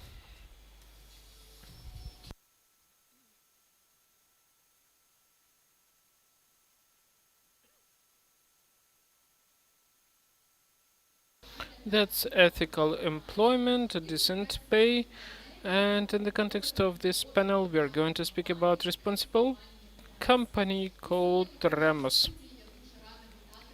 And today I'm happy to welcome a representative of this company, Irina Tarasevich. Good afternoon, Irina. Happy to see you here offline. And here with us also experts who assessed the company, Oksana Lutsena and Ksenia Metka. So today you will be able to share your impressions from that visit and hope they were good. And before that, I'd like to tell our viewers a little bit more about this company. They have this brand Yaka, which produces ecological perfumes and cosmetics. And for them, it's very important to have all of their products environmentally friendly and clean. We'll speak about the environment and its context in your company, but during this panel, I'd like to discuss the ethical employment and the way people are employed at your company. And now I'm going to give the floor to Irina, but this is the company where everything was perfect in terms of employment. It is there that every employee was employed officially, they all had contracts, and it's also important to ask Irina why, or not even why, how important, how crucial this issue was for you. Well, first of all, good afternoon to everybody, and thank you for invitation. You know, everyone keeps telling me, Irina, there is a small story for you to understand what we are talking about. If you speak about our employees, you need to understand what Yaka is and where did it come from and how did it started actually.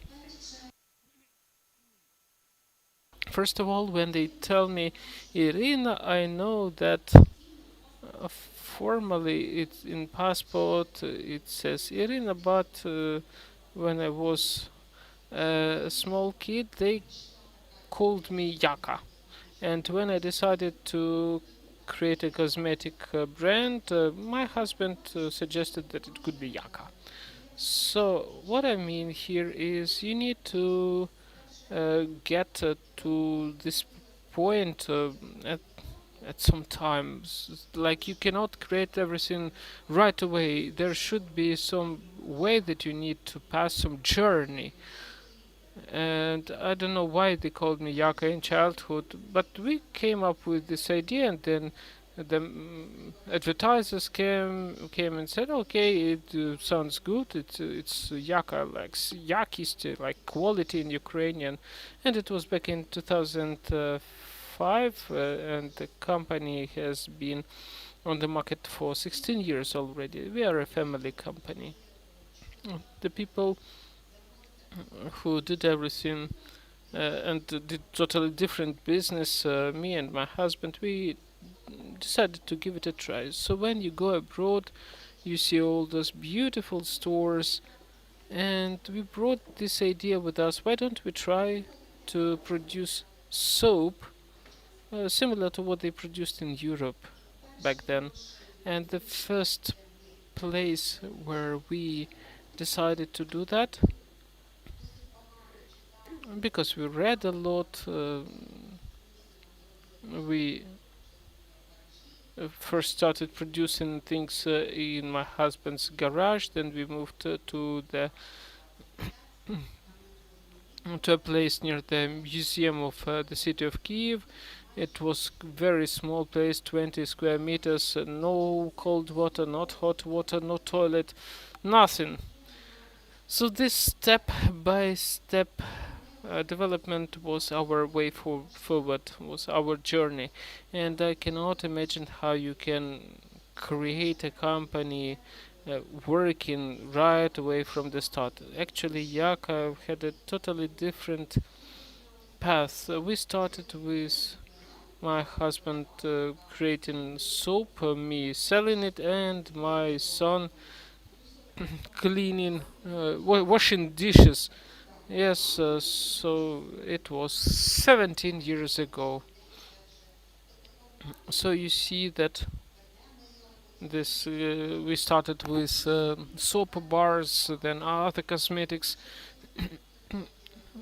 Then we bought uh, a complex near Kiev, 25 kilometers from Kiev, and you could not speak about workplace conditions in that smaller place that we used to have.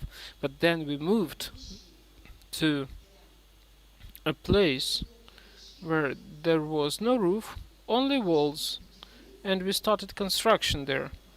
And we had to keep earning money, because without money you cannot achieve anything. Why am I telling about this? Because when we speak about official legal employment, yeah, like you visited our place, everything's clean, white, white walls, tiles. Everyone is in robes. So two-story office, glass doors. It it took time. It actually took time. It's not the first step. You don't start with that. So the first three persons who did that, me, my husband, and our son. Now we have a daughter-in-law, a granddaughter who is our tester for the creams. So this family kept growing, and children joined the family business. And in such a case, all relations with people who come to work with you are almost family. And I know for sure we now have about 50 persons, maybe somewhat more, and I know every person personally. I come to the office every day. I come to the manufacturing site every day, asking them how they're doing, what's going on, so like that. So why, but why was it so important for you to illegally employ people? Because the company was growing, but uh, this was important for you because when we communicated with you during our visit and we asked, can you show us the labor contracts with your uh, employees, you told us that it was a question of principle for you to legally employ every person. Why?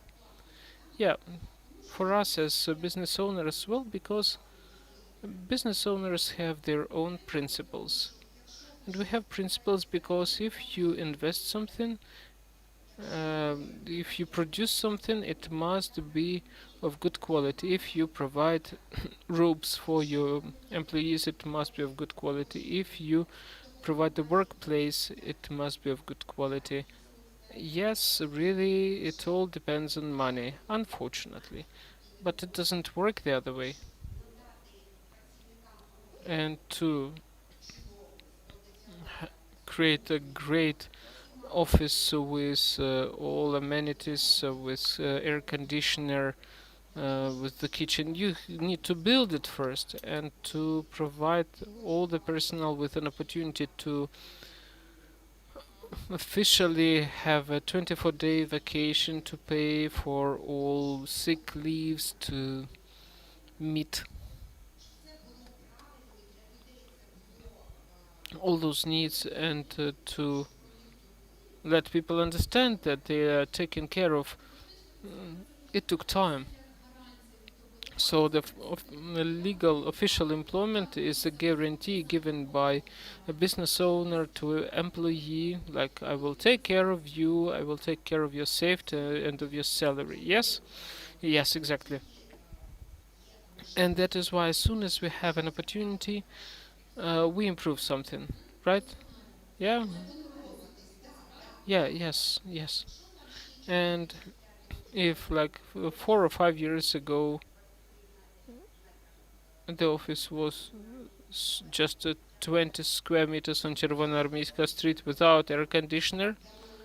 I mean, it was there and we had only 5 or 6 people there, and it was a one bedroom flat on Chervonoarmeyska street, and it was one thing. But now we have 300 square meters of office space with a kitchen, so it's, well, we as business owners could not avoid investing this money. Like, let them sit there without air conditioner on those 20 square meters. But that's very important for people who work there, because taking care of people who work for you.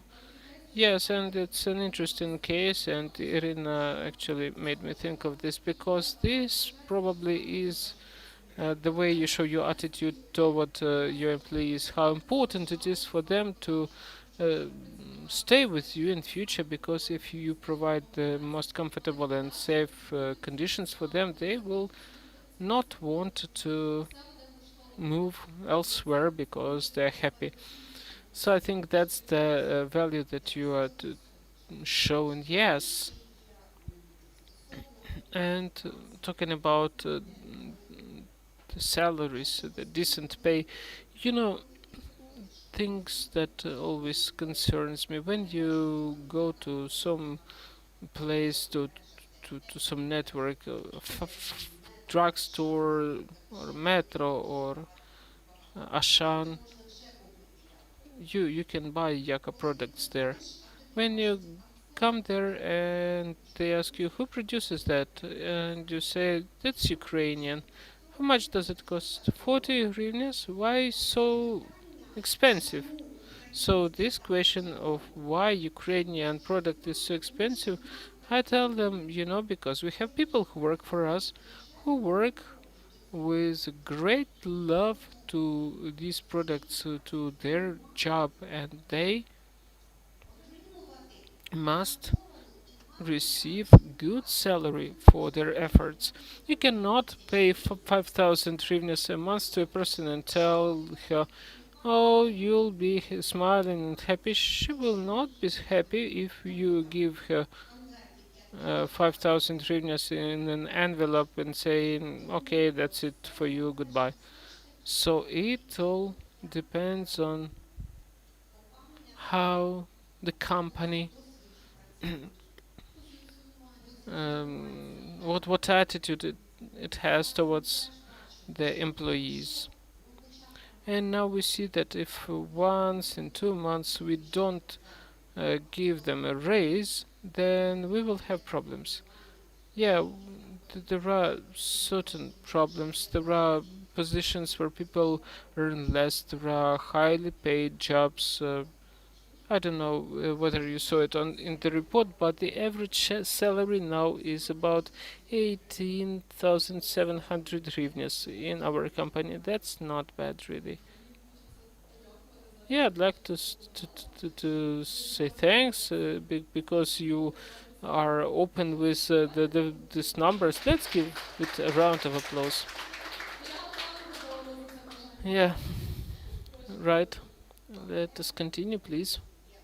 Yes, but when we moved to Roslavich village from Kiev, we thought, okay, that's it. Now we're going to be happy. We will have a lot of people working for us. All the villagers will be standing in line telling, we want to work for you so much.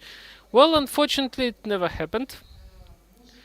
Uh, we are maybe too close to Kiev. Maybe we should have moved to Vinnytsia Oblast or someplace else where basically we would have a long queue of people wishing to work for us.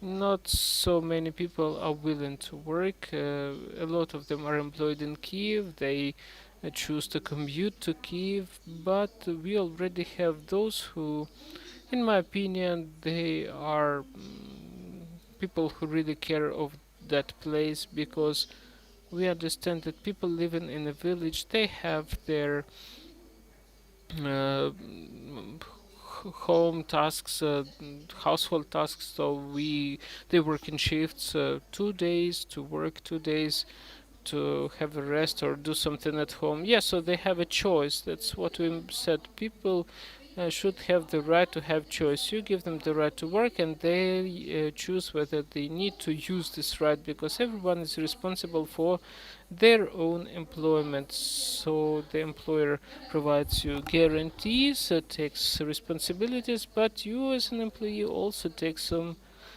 commitments. So thank you very much for noticing that. And now I'd like to ask you, Oksana and you, Ksenia, you visited the company, you saw the site and everything that Irina talks about. You saw the employment conditions, you read the documents and reported on that. Could you please briefly describe your impressions? We don't have much time, but just 2-3 minutes. Who's gonna start? Yes, I think that many people know Yaka Cosmetics. It was the first natural cosmetics that I tried, and it was really interesting to see how everything is done there. And it's actually very important that they have this attitude to employees that everyone is working there legally and properly with contracts. That's a guarantee for the person, guarantee of their rights, the fact that they can appeal to law in any situation. It's great that companies, well, not very new. It has been on the market for a long time, and they keep paying the official salary despite the lockdown. Yes, thank you.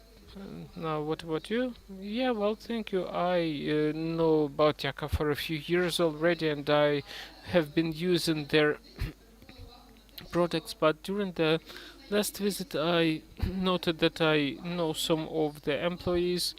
I didn't communicate with them, but I was on a tour, and I noted that these were the same women working on the same workplaces still 2 years later after my first visit, and the last time I bought this soap, it may be an advertising now and bright advertising. There is a lady who places the herbs, okay, with a pincet. Yes, I mean it's a manual job, not a mechanized. Yeah, she uses a pincet, all right, pincers, and she places those herbs in this, bottle, and then they add soap or shower gel inside. And my daughter says that's my favorite soap because it has such a great smell. I wanted. And recently she brought me a postcard and asked, "Are you going to go to Yaka again? Please give this postcard to the herb operating lady." And I don't have this postcard with me, but I will definitely pass it during the next meeting. It's because this is the impression that even children notice how great this soap is. So people who have been working with you for many years, that's a sign of really a great approach. And talking about the openness of the company, you mentioned on the one figure now, but during the visit we received a lot of documents, and I was really impressed by the fact that those documents were there about taxes, about financial results, about salaries, contracts with employees. Everything was there. Конфіденційна інформація. And of course, it's a confidential information, but the company really is very open, and it visibly shows the appropriateness of its business. And I think it's one of the factors of this long-term market life. And I'm very grateful for your openness, Irina. Keep up with good work. It's great that you're talking about this confidentiality. This is a very sensitive information for every business who care about businesses, and all information that all of our experts have received. All information that I was receiving stayed between us. It only affects the report writing, so we don't distribute this information. And I'm very grateful to you, Irina, for your openness, for giving these documents. You are revealing your business, and thank you very much for your lack of fear and for your curiosity, what stands behind this standard. And with this case that we're sharing for a broad audience that we have been discussing during the visit, this case only demonstrates that. Thank you very much for this. Yes, I thank you very much as well, because I would like to note that this sustainability of development, this gradual development, since you came for the first time, our son Taras invited you, brought you in. He said, SVIDOMO made are gonna come, and somehow I didn't participate. But then we had a meeting with you, and after I've seen it all, I could say that, right, the first goal that we have before the end of this year is to get 100% of this. We'll do everything possible to make sure we get this name, and that we get the opportunity to post this on our products. What else did I want to say? What we're doing in Ukraine should be branded. I remember very well 2014, 2015, 2016, when the first festivals made in Ukraine started, where every bottle was marked as made in Ukraine, and it really worked.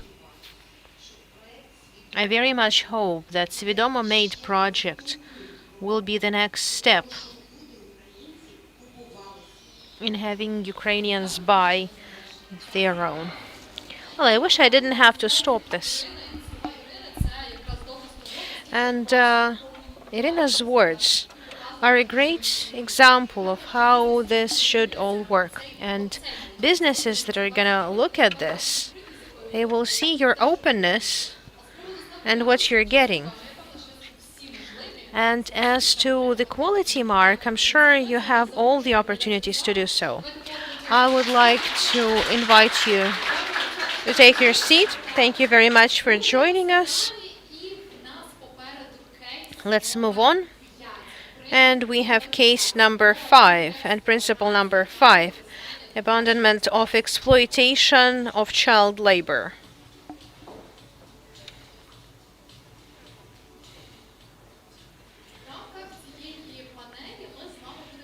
Within the framework of this panel, we're going to talk about Woodstuff Company. And I'm happy to welcome a representative of this company, co-owner of Woodstuff Company, Ala Sinchilo. Great to see you here in person. I'm also very happy to see you, and thanks for inviting me. It was unexpected that our company was selected on this case. Sure, we will discuss why is it expected or unexpected. We have experts in the studio present here. Oksana Lutsenko stays with us in the stage. Oksana is the person who visited 7 companies out of 15. I said, Oksana, we will give you some sort of awards. The person has visited 7 companies out of 15. We have a small chat and we're saying, company such and such, who wants to go? Oksana always said, I want to go. So she said, okay, person has the time and the wish, and she has the will. It's resources, but it also pays off. It's very inspiring. And Alina Maximenko is also the person who visited Woodstuff and will share her impressions. And I would like, for the viewers of our studio and our online conference, I wanted to show you this. Woodstuff is a producer of wooden products for home. This is the company that has been working on eco-friendly foundations for many years now. For more than 8 years. They're using the natural resources, but also think how to renew these resources. Alla said it was unexpected that we invited her, but it seems like this is the case about exploitation. When we hear about exploitation of child labor, we feel it's some sort of poor, hungry children who are working at the production facility, white paid children. Their resources are being wasted and they're being forced to work. In the Ukrainian reality, very often it happens when minors are accepted for work, and they are taken for work. They are employed. Their work is unpaid, and their labor is unregistered. So I wanted to refocus to Ukrainian reality and discuss this practice. When we visited Woodstuff and met Alla, there was an interesting point. And Alla shared this with us. They have a signed agreement with universities, and these trainings are somehow regulated, and you take trainees from universities. So how do you do it and how it's usually done? I'll tell you a few words about our business. We have a full cycle of wood products, and unlike furniture companies, we have small items and with a lot of manual labor. So at first we didn't think we could find employees, and we thought we could bring in the students and further employ them. We wanted to close the gap and teach students and solve the employment problem. We have the experience of working with 2 vocational schools, one in Kyiv region. One experience was very good. We were very happy with our trainees, and I know that they didn't come to work with us, but they keep working in the same sector. They keep working in the same sector as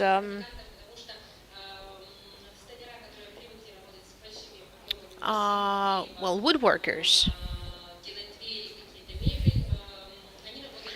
And people who produce furniture They work on totally different kinds of equipment. And when people came to us and saw our small details with small business and respective equipment, they were confused, and we had to teach them from scratch. The first um, school we worked with is located in Kiev on Vydubichi. And they have one of the faculties which is training woodworkers in redwood work and sort of small woodworks. And we had a really good teacher there. He recommended two of his students, and we signed an agreement. First two students were adults, but since we took students, for practical work, and Ukraine does not regulate trainings and apprenticeships, there's no legal requirements to pay for the work of the trainees. But since we took those young people so that we could train them and employ them further, we thought it would be right to pay for their work. So, is there really no norms that talk about the payment, but there's a schedule? There are scheduling requirements. What was their schedule? Well, they didn't work full days. Those who were from Kiev region, they had 2 short working days per week, Monday and Friday. And they worked full days Tuesday through Thursday. In addition to that, we took them for 1 month apprenticeship, and we paid for their accommodation because they were not from Kiev, and they had to live somewhere for the time of the training. And you undertook those commitments because you thought these people will be bringing you profits, right, for your company? Or was it because, you felt it was your responsibility that you wanted to demonstrate? I think the key goal was to make sure that students, underwent training with us and we could employ them. So it was a motivation for them. Yeah, sort of see how we employ people. As students, you work short days, but we can provide similar labor conditions for you if you work for us full time. Yes, correct.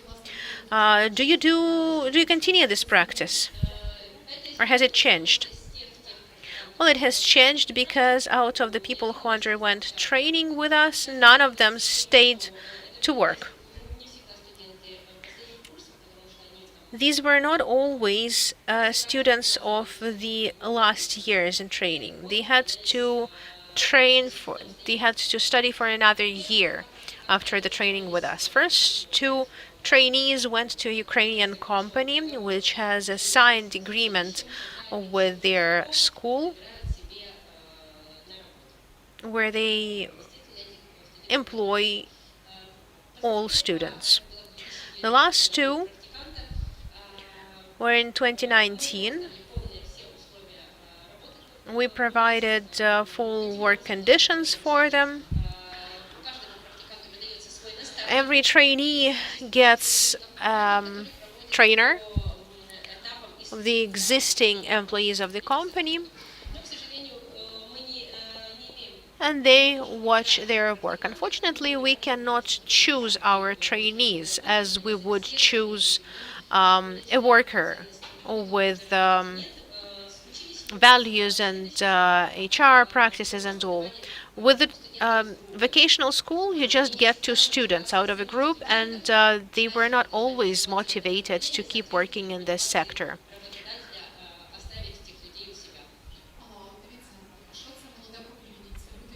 Well, if it's young generation and these people are coming to you as an employer, you are their authority. You cannot force them, but you can sort of teach them your values. You can make a choice. and you can understand whether or not the person will stay with you on this path or not, correct? Well, with some of the students, I'm very happy with their results, even despite the fact that they didn't stay to work with us. But I'm very happy that they keep working in woodworks. They were working in the field which is rumored to turn into robotic sector. They came to us for the paid training, and they openly were saying that, we're not sure we would want to work with wood, with woodworks. Maybe we would like to move on to some better paid jobs. Well, this may be a sort of inherent position of the young generation, but the first job is a good way to shape it up. And I do hope that you continue these contracts with your students, and your openness, I'm sure, will result in many young employees that can work with you. Well, also, many trainees are unhappy because the vocational school wants to transfer some of their earnings to them. It's up to 50%. And when I was preparing for the conference, I looked up their contracts, and the contract was a trilateral contract. And the trainee had to transfer half of their salary to their school, to their college. So this could demotivate the students, because we were paying the students, but I do understand that in their school could request 50% of their salary because the school was sending it to them. In the context of worthy pay, this could really be demotivating. This is a good reason for our state institutions to think, because this could be a decisive issue. It's also about values. If they don't understand that the salary, that they're happy with their values of the company, they can wait until the salary is fully theirs. Okay, girls, your impressions in the context of this case. How did you feel in the company, and what impressed you most? Go on, Alina. I would like to say that I was greatly impressed with this company.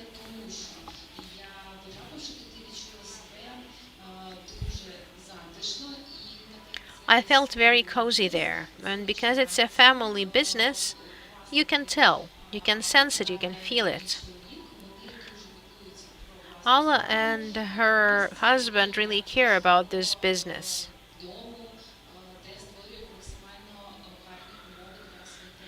And they make really good conditions for their workers. And I really like the awareness. I really like the sustainable attitude to wood. And they're planting trees. They do this on a regular basis.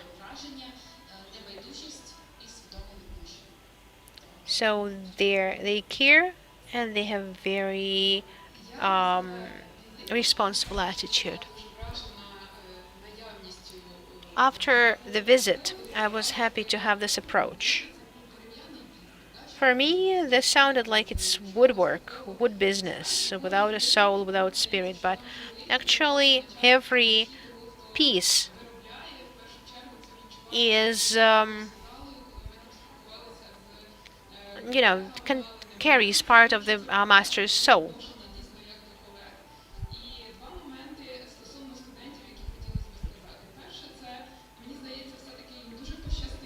I think the students were very happy to look at this. They may not stay there, but the first impression is really caring. And everything that they search for later on, I think it will be, they will be comparing this with these standards.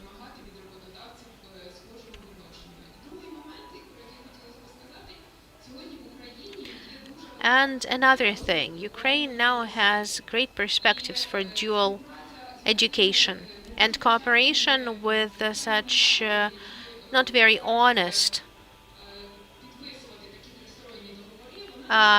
colleges that want to sign this kind of trilateral contracts is not a very good experience. But I would note this, and I would advise making this an experience, a regular practice, signing contracts for apprenticeship, maybe for half-day work, for even second-year students, where you could train them and it would be very hard for them to leave. These recommendations are provided by experts on air. There are responsibilities, there is certification, everything. And I'm sure that this could be done. And I'm sure you can continue this practice and we can share successful cases with you. And maybe your successor, you know, maybe that could be a successful case that we could open, that we could further demonstrate. You always look back to your first job and the values built in it, and the way you were treated at your first job, and that really affects your future work, your future career. And responsible attitude of the owner only confirms that. I would like to thank you all. Thank you for coming and sharing these cases sincerely. And we're here to share, we're here to help. Let's give our speakers a round of applause. And we shall move on. Our project and conference is rolling on, and we're moving on to the last principle, principle number 6, safe work conditions.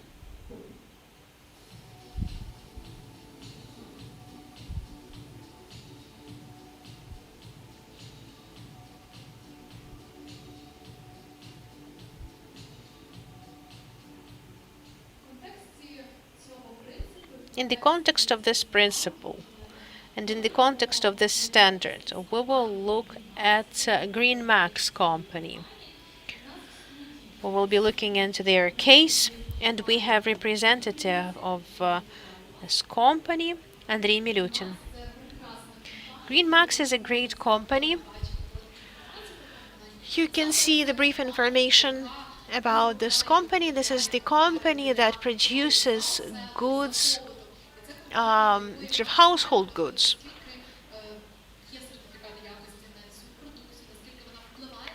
And it's important to provide certificates for these, for the raw materials, for the sourced materials, and we know that.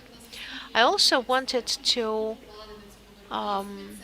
introduce our experts, Ksenia Witka and Alina Maximenko. Alina is staying with us. We will keep working and keep talking about safe work conditions. So let's talk about safe work conditions and your case on this. I could see it with my own eyes, how technological and how nicely it's all made in your production facility. And I'd like to say that Green Max company works according to GMP standards, organizing the full sort of work conditions for the employees at that production facility. And they clearly state what has to be there. and how you arrived at this standard and how you were building this enterprise with it. I'll start with a bit of a sort of prehistory. My father is a director general of this company, creator of this company, and I started by coming to him and saying, I graduated and I want to work with you. And so he set me up with that enterprise, with yet another company, and I worked as a regular employee there. I went through all production facilities, all stages, and I've learned about work conditions at the forefront. What could be improved, what could be kept. And when we decided to open another enterprise on household chemical products, I suggested that I could be the chief there. He agreed, and we started with refurbishing the shops. And this enterprise is like our baby because I was there starting from construction, starting from the refurbishment, starting from first batches, test batches. We got to GMP standards when we did the renovation. With fire safety, with labor safety, we didn't have any other standards. And over time, we decided to build yet another big enterprise, another big factory, because now we have rented space. We knew about GMP standards already, and we wanted to use them there. But my father and I have discussed this, and we decided we don't need to keep on, waiting for a big new factory, brand new factory. Let's try to do GMP right here, right then. We will already have some experience. So we renovated. We invited the experts who helped us, and she said nothing works. We had one big building. We thought it would be spacious, like they have in Europe. We could walk there. She said no, there have to be separate premises for the raw material with dusty works. They have to be done elsewhere.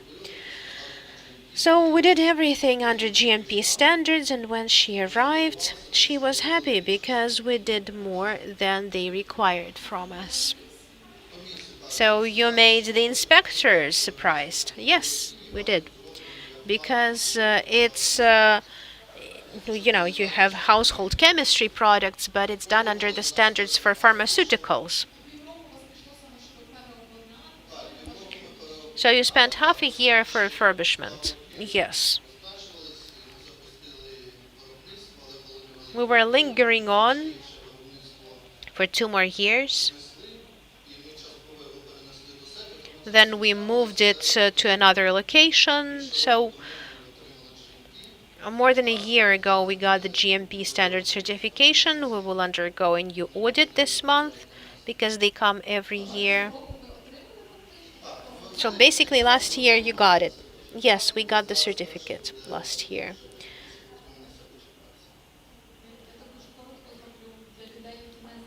Very briefly about GMP standard. According to this standard, everything is very clearly written about the raw materials, about all kinds of things, all the way through to shower rooms. All of these components are not lying on the ground, so nothing can sort of penetrate this. Where is the workshop? How is it established? Where are people having rest? How are they eating? Is there a shower room? Because this is household chemical products. It's very clearly regulated. Yes, where there's raw material to make sure that ingredients don't get through. It also clearly states that there has to be a kitchen. Yes, we have changing rooms, kitchen, uh, two lavatories. One is sort of joint lavatory. It's not in the clean zone. When I visited your production facility, Andrei was there with us. He said, okay, here we can walk easily because this is not a clean zone. But when we enter the clean zone, you have to wear everything, all the protectives, and don't even breathe.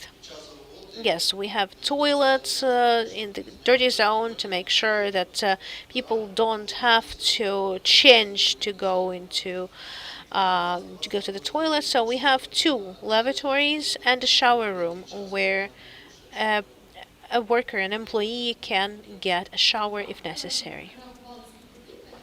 What was the reaction of your people when you started introducing GMP standards? When they started seeing that things are going to be very different? You have instructions everywhere, your work rules, conducts, and everybody has to stick to these rules. Did you have the cases that, oh, we used to work doing things differently and now you're forced us to do things in another way? Well, before receiving the certificate, we knew what conditions we had to introduce, and we did that yet before we received the certificate. So after we received it, nothing changed, and we continued business as usual. Okay, so you were at the site. What was that about? And it was a great opportunity for our experts because in addition to taking part in the project as experts, they are owners of another Ukrainian brand, M2O Cosmetics, very beautiful cosmetics, and for them it was an opportunity to compare how other brands work and see what standards should be observed.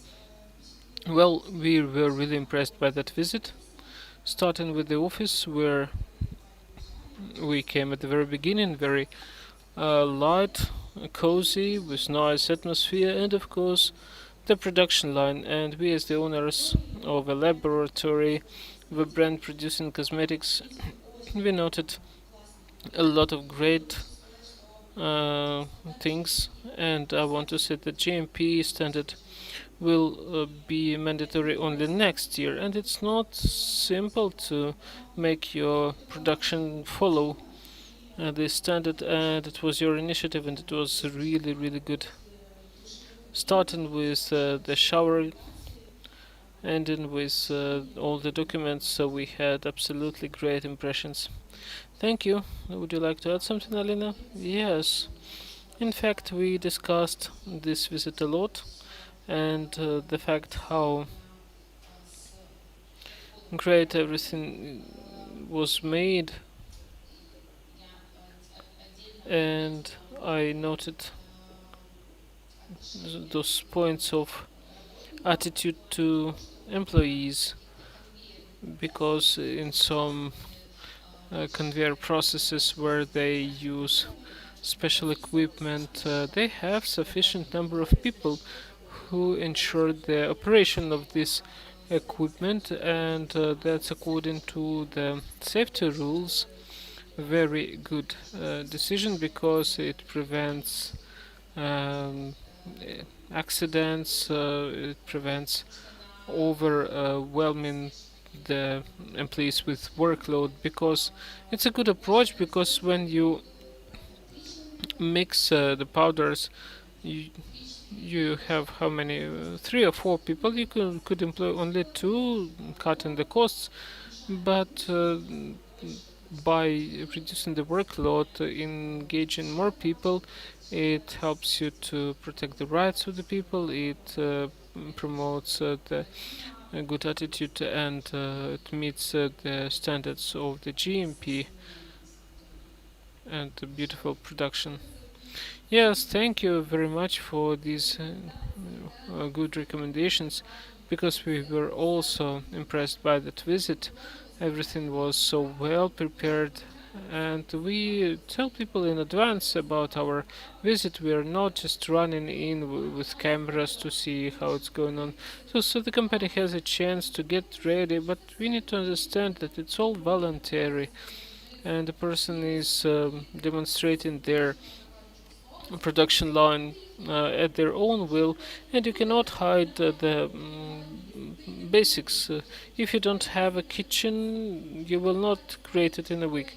If you don't have a shower room or a lavatory that people can use, you cannot also create it in such a small period of time. So it's voluntary but very open, and those who watches us from the very beginning remembers that I told you that we will have another company who has received this quality mark from SVIDOMO made, and you can now say clearly that you not just follow the GMP standard and getting certified, but you can declare and mark your products and write it on your site that you have the quality mark.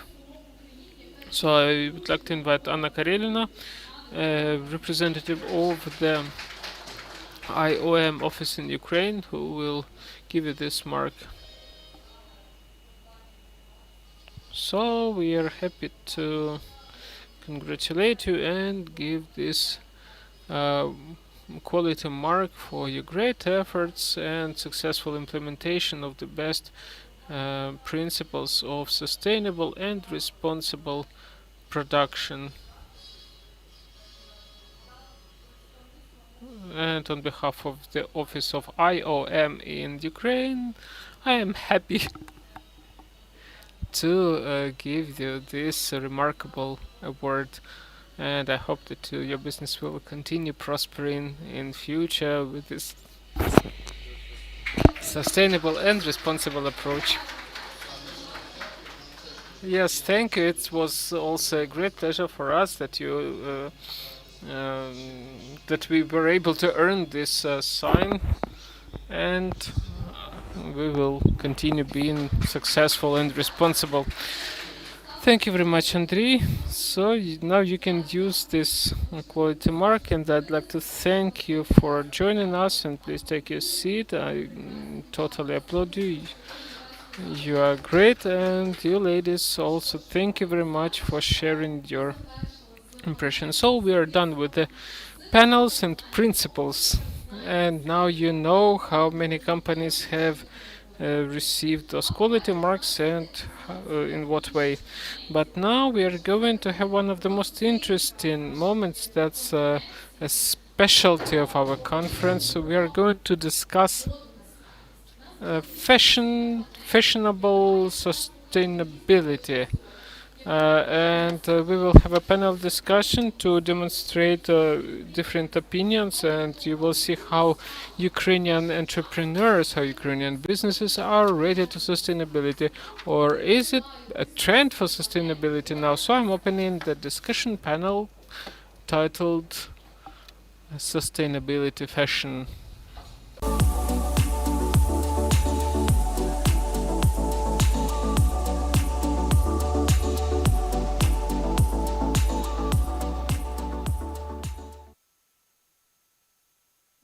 Рад And I'm really glad to welcome here our great speakers. And today we have 5 of them. That's like ladies team. And I would like to start introducing our speakers. Maria Masli, creative director and founder of Marsala shoe brand, and also co-founder of the showroom of ecological and ethical brands in Paris, the Sustainables. Marina Bulatska, head of the Lavka Tradici and former co-owner of advertising agencies Datni and Mistseva Yizha delivery service. Yes, good afternoon. Yes, we'll get your sound fixed. And Yes, Yulia Savostina. She was not on the team, but we decided that this discussion must be really heated and good, and Yulia is in the best position to speak about Ukrainian entrepreneurs. Yes, welcome. I'm here to provoke you. Get ready. Yeah, so we're going to speak frankly. Yeah, that's my mission here. I'm here on this panel discussion for everyone to be really honest about what they say. Okay, and let me stand to actually see you better, and I'm glad to welcome Ines Aletic, who is advocate, a lawyer, counselor, and the head of the practice of labor law of the legal company Asters. And Claudia Shevelyuk, we were not sure whether you will be able to would be able to make it to our panel, but we are happy to see you. She's the founder of change agency Responsible Future, consultant on sustainable development. So the topic of this discussion is quite interesting. The sustainability fashion. Being sustainable, is it about trend or is it about values? This is probably the first topic that I would like to discuss. It is a fashionable thing now to be sustainable, but what is it based on? Is it just because it gives you some marketing advantages, or is it more about the values of business owners? So I'd like to discuss this topic with you. Some of you are business owners, some of you encounter local suppliers on a daily basis, some of you consult businesses. So this trend of sustainability now, is it just a fab? Is it fashion? What would you say? Yeah, well, Marina, you are working with local suppliers. Maybe you can speak about the trends and changes. Yeah, I don't know whether we need to separate trends and the new ethics and this responsibility, because in my opinion these things are interrelated. Because why has it become so relevant for the business?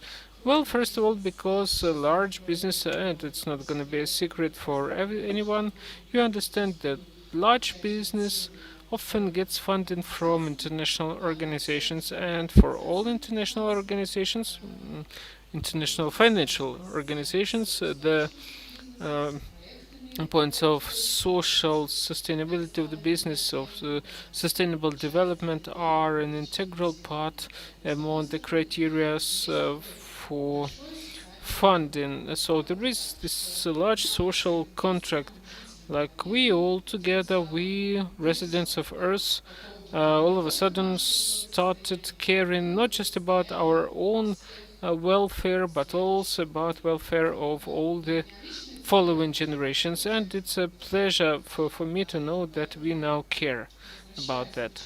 And is it trend or is it not a trend?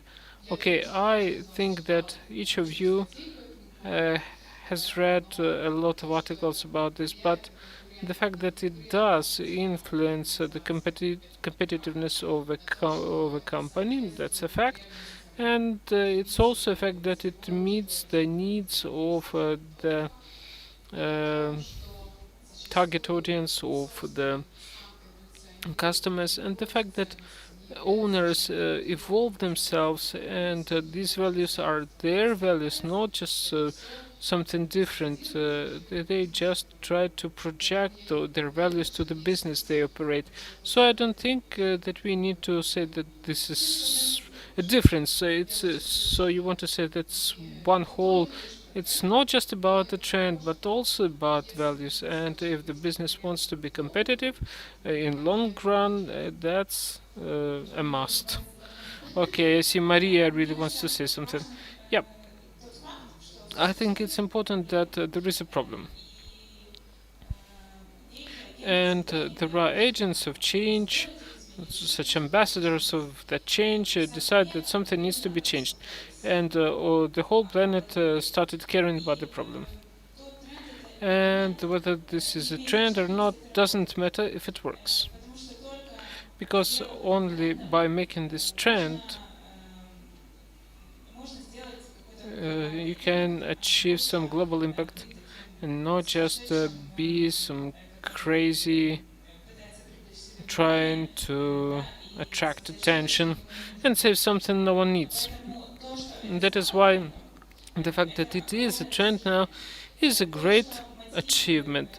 And the motives of businesses may be different, and for most, probably it's a financial motive, but it doesn't make this achievement less valuable. So the influence of responsibility of a group of and awareness of a group of people is now so global and important that we see the mass result of that. And this terms, these limitations that are being established, those requirements, they start influencing decision making, including the values of people who make decisions.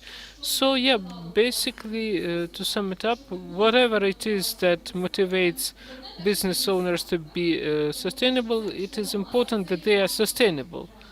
The fact that it's a mass trend, yeah, I think this is the big thing, and it's the most important thing that is that it happens. There is no utopia in which you can achieve awareness and responsibility of every participant of the market, but creating terms when the interests of future generations are protected, that's important. And dear colleagues, what would you like to add to this? Well, first of all, let me welcome the IOM with such a successful project. I've taken a part in it, and I was able to follow how the Ukrainian business been evolved. Uh, so yes, I've been working with a lot of international organizations in Europe and elsewhere. There is no trend for sustainability. Sorry about that. That's just another way to somehow ensure viability of business in the long run. And if a business owner wants to choose this sustainable path for business development, they have all the doors open for them. They have a lot of opportunities. They can get funding, they can get advice, they can get other types of support. The thing is, we as a humanity are now overcoming global crises and shocks such as pandemic. Then we will have rapid climate change, technological revolutions, and the question is how soon can we adapt and evolve. And this is about sustainability, and whether we want to be a part of that or we want just to observe that, that's up to business owners to decide for themselves. Yeah, thank you, and it's great that you being honest, saying that there is no trend like that. You don't see it.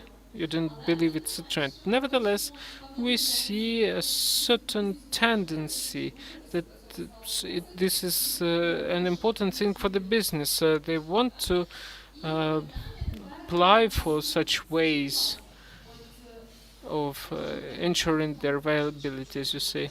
Yeah, may I add to this? I agree that we should probably speak not about the trend, but really about the question of survival of business. Because to the right of me, my colleagues who support the idea that customers actually have a high demand to buy less, buy better, to buy from their own kin. So that's they have this demand to become more ecological. We're not speaking just about environment protection. It's in a broader meaning. The business does not have such a thing. Okay, some business owners do. They have such values. But most businesses don't have this demand. They don't have this requirement if we speak about our country and not about European countries, and that is why the businesses are forced to respond to demands of their customers and get adapted to that. The question is whether it's they do it honestly or not. But we'll be able to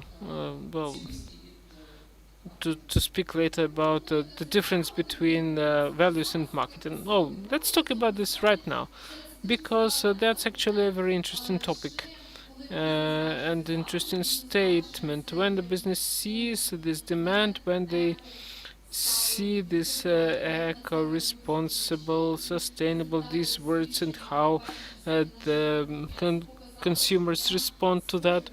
And we see, based on our survey, that for consumers in Ukraine, it's very important whether the brand is responsible, whether it is sustainable, how they communicate about that. So, in this context, do you have such a thing as think that we want to be sustainable only because it's in demand, and if it's demand transforms, we will stop being sustainable. So don't that some business try to hop on the sustainability wagon to improve the demand for their products.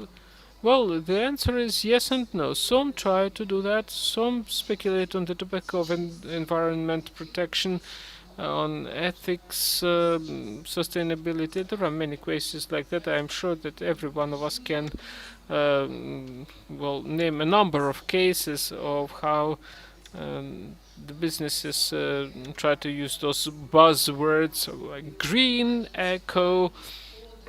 They use visuals using this green color. They try to sort of involve some farmers, and they sometimes the companies try to show themselves very humane when they aren't. Yes, you see this topic about that breakfast about the colors and manipulations with names, that when we were creating this, getting ready to this panel, we may remember that we recalled it all the time.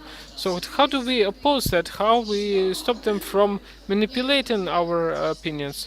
Well, we need to have critical thinking, and this should be a responsibility of an institution called the Ministry of Culture or Ministry of Education. I don't know, because if we all knew, for example, 7 years ago, not being related to food retail, I had no idea that using the word farmers, something that you cannot use if you don't have a special package of document. You cannot say echo unless you have a number of documents allowing you to do it. But good news is, well, bad news really, is that we all want to be lied to. Sorry, we are human beings, that's all about us. We want to believe that when we enter a shop, when it's specialized, it has wooden panels on the sign, it's white and green, trying to project codes, that it's more natural than something else. They use these special phrases that we enjoy, and we want to believe it. We want to truly believe that we buy something different because we want to belong to some things of light and class, and not to be deceived. We need to think critically. We need to get a good understanding. For example, if you want to buy produce that is different. I speak about food retail, so sorry, it's just about my work. I can speak about foods for hours. So if you want to buy some milk that's not industrially made, then probably you need to get deeper into the well, material knowledge. So, what is organic? What does it mean? What does a certificate of organic produce mean? What's important, that it's pasteurized or non-pasteurized milk? And this romanticism about I have a granny in the village and I know that all her grandkids drink the same milk, that's why it's good. But we don't know that, for example, this you can send this milk from that granny to a lab, and if you want to keep consuming that milk every Sunday, well, you need to be sure of that it's a good quality. You enjoy thinking that she used her manual labor to produce this milk, and it sort of brings us back to childhood memories. That's a story about how a fantasy works, how our imagination works, because we believe that natural is when they the, did dairying with did milking with her own hands and used a bucket to collect the milk. But we are not chemists. We don't understand that when she touches the milk and all the microbes around in the air, they attack that milk immediately. So that's why I come back all the time to this. We buy this deceit, and we don't want to get into detail because it's simpler that way.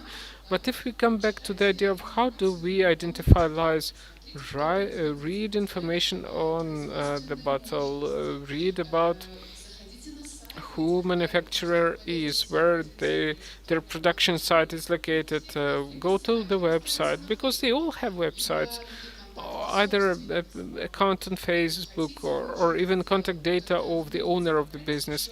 If you want to, if you really care about that, then spend another 5 minutes to search for information, because otherwise you will always be deceived, because marketologists always want, especially those that work in large corporations, industrial manufacturers, they always want to mimic natural things, because natural things are extremely popular now. And I'd like to say that we don't yet have this high demand, so that we uh, didn't know where to get the profits. Yeah, we don't have a lot of profits now. Now our customers are just at the early stage of being ready to buy something different and preferring something more natural, more craft, more limited, honest, some slow food stuff. Uh, so far, it's a value of for a very small percentage of people. So, but if you want to make this journey, if you want to go this way, learn more. Learn more. Learn what is written in small font, because those big titles, big names of the products, or echo things, is something that they make you buy. Yeah, it's important to check that it's not just something beautiful and green. You need to learn more about the company. You need to Google that. You need to learn more about their production side, and your professional deformation is something we like today, because it's very interesting to learn about the fact, because you operate Lavka Traditi, and every day you encounter Ukrainian brands who come to you, who want to be on the shelves of your shops, and they believe that they are all ecological and certified. Yeah, well, yes. I was trying to find a good response, but no, I'm not gonna comment that. Okay, Claudia, let me say a few words in support of this, to the topic that Julia mentioned about the consumers and their preferences. Actually, our consumers are getting younger, and now more than 3/4 of teenagers, they want to buy natural brands. They want to support companies that try to economically develop the country, or to be ecological, or to be socially responsible. There is this trend, and it's about trends which is called demand for transparency and accountability. And that is something that our children will be speaking about, and they will read small letters on the bottle, looking for information, true information about the product. And when you speak about older people, that's about awareness raising and developing the culture of consuming more sustainable goods. Yes, we understand that we work in the long run, and it's important for us that the young ones for whom this is an important thing, and they must understand that what they eat is somehow related to their global values, supporting small and medium enterprises, supporting local businesses, and so on. But what I wanted to say, yeah, so so far we don't have a lot of such people, and they don't yet have a lot of money, but they are growing. Yeah, and that's a good news. And of course, we need just to survive until they are older and to have more money. With a You said appropriately about critical thinking, but frankly, it cannot help so much because as a consumer, you can't always be sure what you're buying, what you're buying. Even as an expert, you can't always be sure what you're buying. It's not clear what's worse. If you buy a shirt made of organic cotton, which was made in China, by a US brand, which sent it across the world, sewn it up, delivered it to the United States, and then you order it to Europe. Or you buy something synthetic, purchased out of local materials, locally sewn, locally consumed, and you wear this shirt for 10 years. It's completely inobvious. Also, you buy cotton items. You buy a T-shirt, and you don't know what the twist of the T-shirt is, the the weave of the thread, and that depends. That affects the life of your T-shirt. Mass market says also now makes it filled with air, and after the very first wash, they disintegrate. These shirts or T-shirts, so their life is very short. And the problem of indexing of the life of these items with certificates and audits, it seems to me it's very important to make sure it exists, not only in the format of, organic cotton is good and bad cotton is bad. But this assessment has to be more comprehensive because too many factors impact the product. I just wanted to add that I think not enough time has passed. And first, we're running against something, then we understand we're running somewhere, and the studies start, and we think, okay, this is, let's study this a bit more. And this is a normal transformation period. We haven't spent enough time studying the impact of both phenomena. We start abandoning something in favor of something else, but even though we're moving in a chaotic manner, we're moving forward, I think. I think it's a good thing. I think just some time has to pass. Enough time has to pass so that we could study this comprehensively. Yes, some sort of attitude has to develop. For now, I really support your points, colleagues, that things are transforming too fast. New trends come about. And very often I hear the point that Ukrainian business is now simply running towards consumers and consumer trends. The consumer manages the trends, controls the trends, rather than business introduces something new and then consumers join in. This is called a liberal market. It's called liberal market. And in principle, this is the main thing. One way or another, the consumer is voting with their money. There is no other assessment of business. Business can impose its patterns, the new behavioral patterns, in an innovative way. But the consumer dictates with demand. Problem is not every sustainable business is innovative. On the other hand, the business that wants to be sustainable has quite a lot of field for innovations. So basically, the business that is sustainable, it would be able to set up conditions through using new technologies one way or another and offering new consumption patterns. Because the wish to buy home milk or a t-shirt that will last 5 years rather than 3 washes is the wish of the consumer. But offering the bacterial cultures with dairy products and making a shirt that will last for 5 years is the innovative offer of business. And it seems to me both are correct.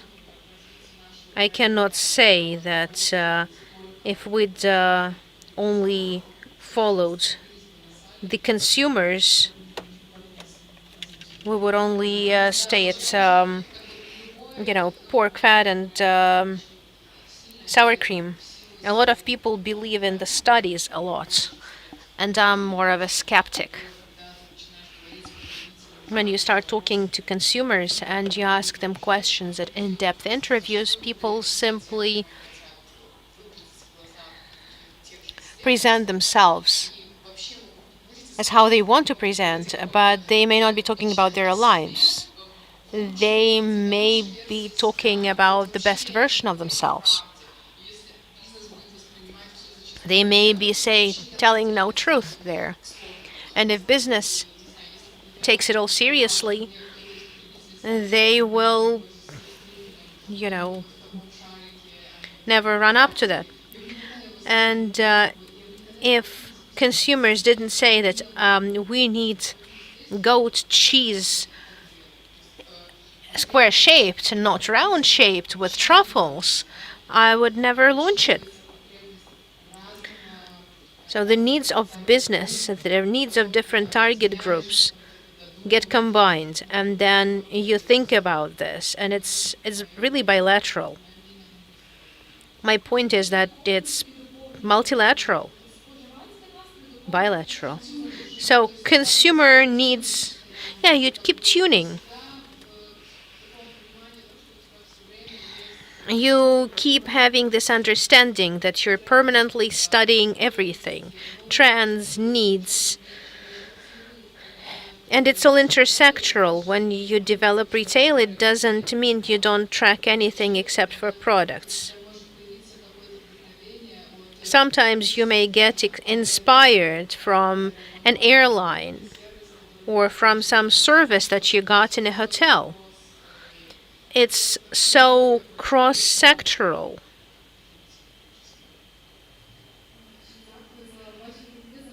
Thank you for your thoughts and for your points on sustainability. I wanted to raise the matter of ethics of employment and values of employers that are implemented in specific aspects of sustainability. At our previous panels, we presented the Ukrainian companies that care about their consumers at the level of caring about their employees. And with the way they demonstrate their sustainability. We only talk about consumers in that context and how that happens externally, but what happens internally, what the company doesn't demonstrate, what happens behind closed doors, is also about sustainability. And probably it's more about the values of the employer, whether to agree to something or not. I wanted to give floor to Inessa, who perhaps can add to this point as a lawyer, legal perspective to this. Yes, we do observe that there's a trend or fashion, or at least more respect for labor law and to the needs of employees, understanding that they have rights, that there's legislation that protects them, and that there's a need to protect that team. And we can see that more and more businesses today are watching this, are following this, and they to make sure everything is fine there. We can see the development there. We can see that business awareness is growing. Employees and resources are an important asset that needs to be protected. It needs to be cared for. And so they try to sustain this point, this aspect, to keep it okay. And the legislation itself, well, we see this step by step, gradually. We can see that our country is following global trends, which can help businesses that want to maintain legality in employment.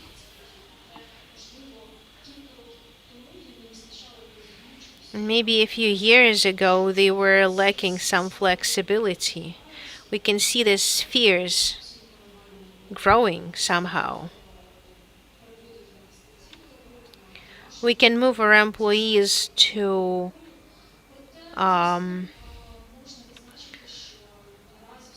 legal work. But now the companies are guilty, both small businesses and big corporations. And we can see that there's often lack of understanding, particularly when a business is small. When it starts as a family business, it may have its own values. But when it's a family, this business family is growing.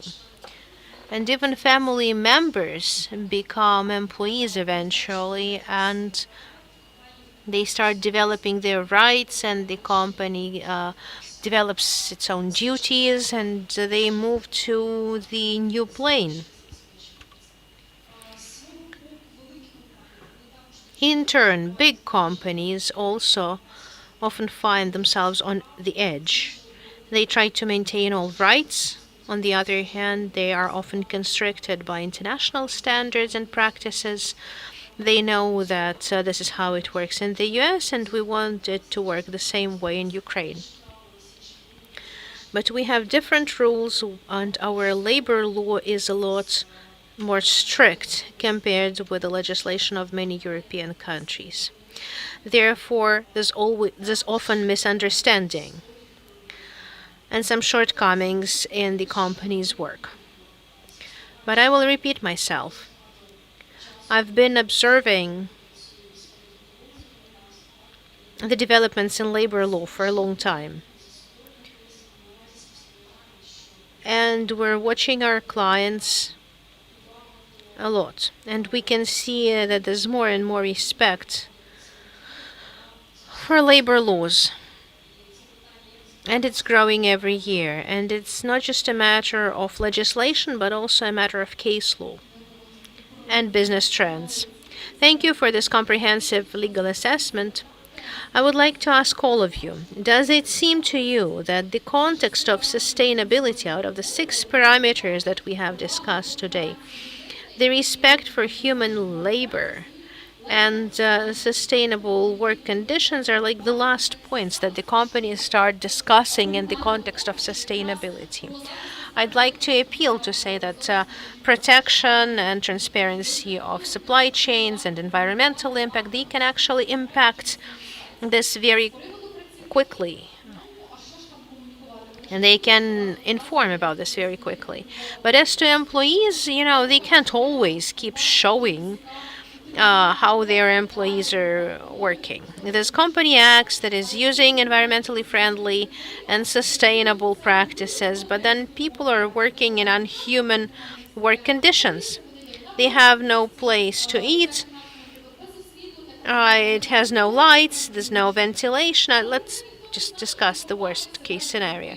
But the company declares itself as sustainable, and that's how it is in the public space. How can a consumer understand that? That will mean that the concepts are swapped. Thank you for raising an important topic, which is often hushed up. This question becomes relevant when you want to scale up your business, or the owner wants to go to external markets and get new international partners. And then the checks start. They're not voluntary, like those done by SVIDOMO Made, but they're totally different. And then international partners with whom you sign your memoranda about cooperation,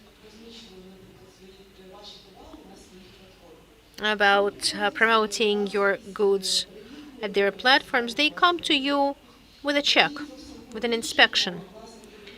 And then the owners of the Ukrainian business are trying to take totally different approaches towards compatibility with Ukrainian laws and international standards. And then there comes a question, what are relevant directives in the EU with which my business should be compliant? Am I able to bring my internal policies to the requirements of my international partners? So basically, these are compulsory norms that the company should keep. Well, I wouldn't say so. The wish of the business owner to export their goods or to move to domestic markets.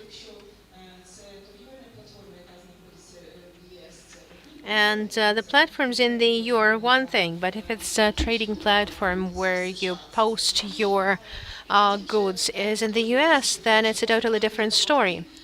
And then that's a question for lawyers. Can they rebuild the internal policies of the company so that it wasn't just on paper, but so that the employees got normal work conditions, so that they could have good education,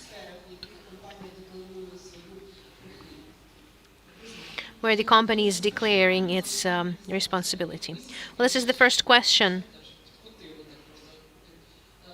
in many months. I'm really outraged right now. It seems to me that employment and work conditions for the employees are not just based on the values of company owners. Frankly speaking, I've been working in the news sector. I would go to newsrooms of big companies without any ventilation, without any sunlight. It just wasn't there. They didn't even have the ventilation. I went to war zones. I've worked in the news when the equipment was insured and people were not. Like big Betacoms. People were going at their own peril. They were signing the papers that they took responsibility. And then I found out how much insurance costs in the wartime zones. And then I found out how much the companies are paying to their employees if, God forbid, you got into an accident. So everything depends on the experience. Depends on your prior experience. Or an advisor girl, a shop assistant was not insured, not employed properly, and you got a huge fine. And when you have this big experience, When you rent a new office space, okay, the windows are there, we will add the air conditioner, and the employees are saying, okay, we will talk about overtime pay later on. And it seems to me it's not just about natural values, but about the prior experience of the owners and what they were unhappy about in their childhood. Those who were working in the news and getting their salaries 6 months after the fact, when they become owners, they do not withhold the salaries. They don't delay the salaries payments. It's a deep pain point, and I think it's really deep. We can really discuss this for a long time, but we're still living at the labor code since the Soviet times. It's 2021 now, the 21st century. What are we talking about? We only hope that the vector of the development of our country will remain unchanged. We will keep moving towards the European Union. We will keep on implementing the European legal norms, and we will finally stop becoming the Soviet Union that we'd been 50 years ago.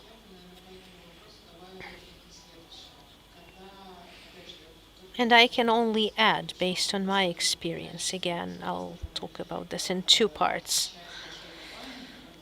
First, as a big company, I work in Fosi Group and Silpo right now, and I can tell that big businesses are not playing with putting us into a cowshed anymore, because everyone is pleased to find Fosi Group, even for like tiny percentage beyond the decimal point. And the owners do not, are not masochistic, so they're taking care about this by default. So when we build businesses, when we build shops, when we rent new shops, they don't give any chance for the employees to have no lunch place. This is not even under discussion. When we start cooperating with our farmers, as a big player, we have a ton of criteria, ton of legislative criteria. We do not add anything from us.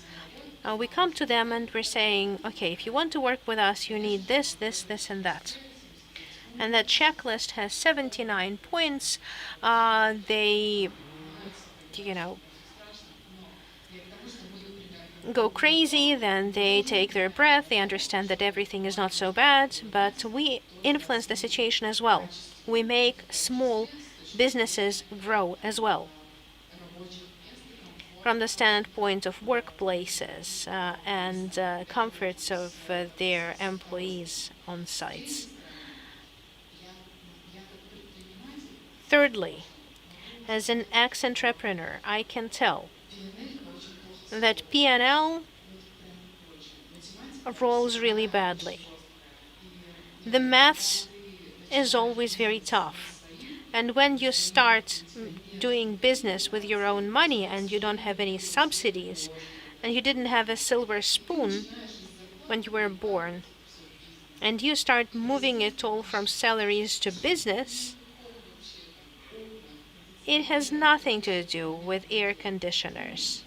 You think how you could make sure that you can optimize your costs as much as possible. Of course, you cannot afford putting yourself into some environment where you cannot live. It's nonsense. But the local food project could only survive because I was a co-owner of an advertising agency, and that advertising agency was collecting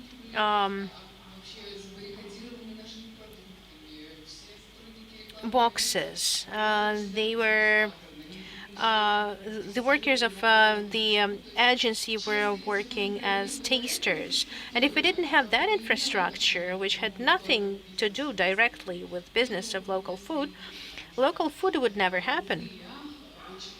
Because lo and behold, many entrepreneurs start that way. At the starting point, when you have very small revenues, you are at the point where you cannot think about, the square footage as per legislation for creature comforts. So in the very beginning, when you just start this, well, I'm not trying to legalize this.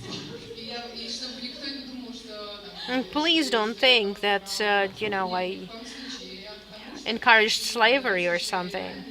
But let's talk about reality.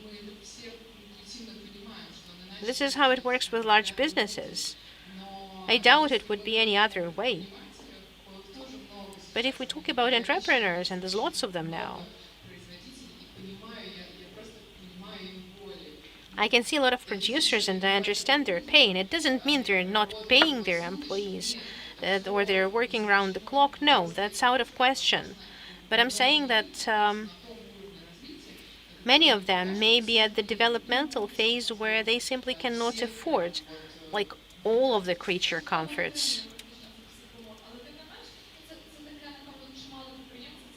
Yeah, but I think many entrepreneurs must have gone through this. And it's all about shifting the emphasis. So you start with this, but then you scale up. And these norms become very important. And without them, you cannot reintroduce this business or scale it up. I'm trying to say that I think thanks to that, anyone can start their business in this country. And you can do the tests very cheaply, which is hardly possible in Europe with zero capital. You can hardly do anything with zero capital in Europe. In fashion, I can only talk about my experience. The kind of production facilities that we work with and the work conditions that I've seen, the way I could assess this, everything's fine. When I spoke to Fashion Revolution of Ukraine, they went through production facilities. They also said that they couldn't find any big gap except for official employment issues. There's hardly any work condition problems because there's a lot of competition for employees. So we have problems with vocational schools, with colleges, in fashion, for instance. We have very few seamstresses, as fewer and fewer of them graduating. Everybody is, fighting for the good designers. Their salaries are pretty high.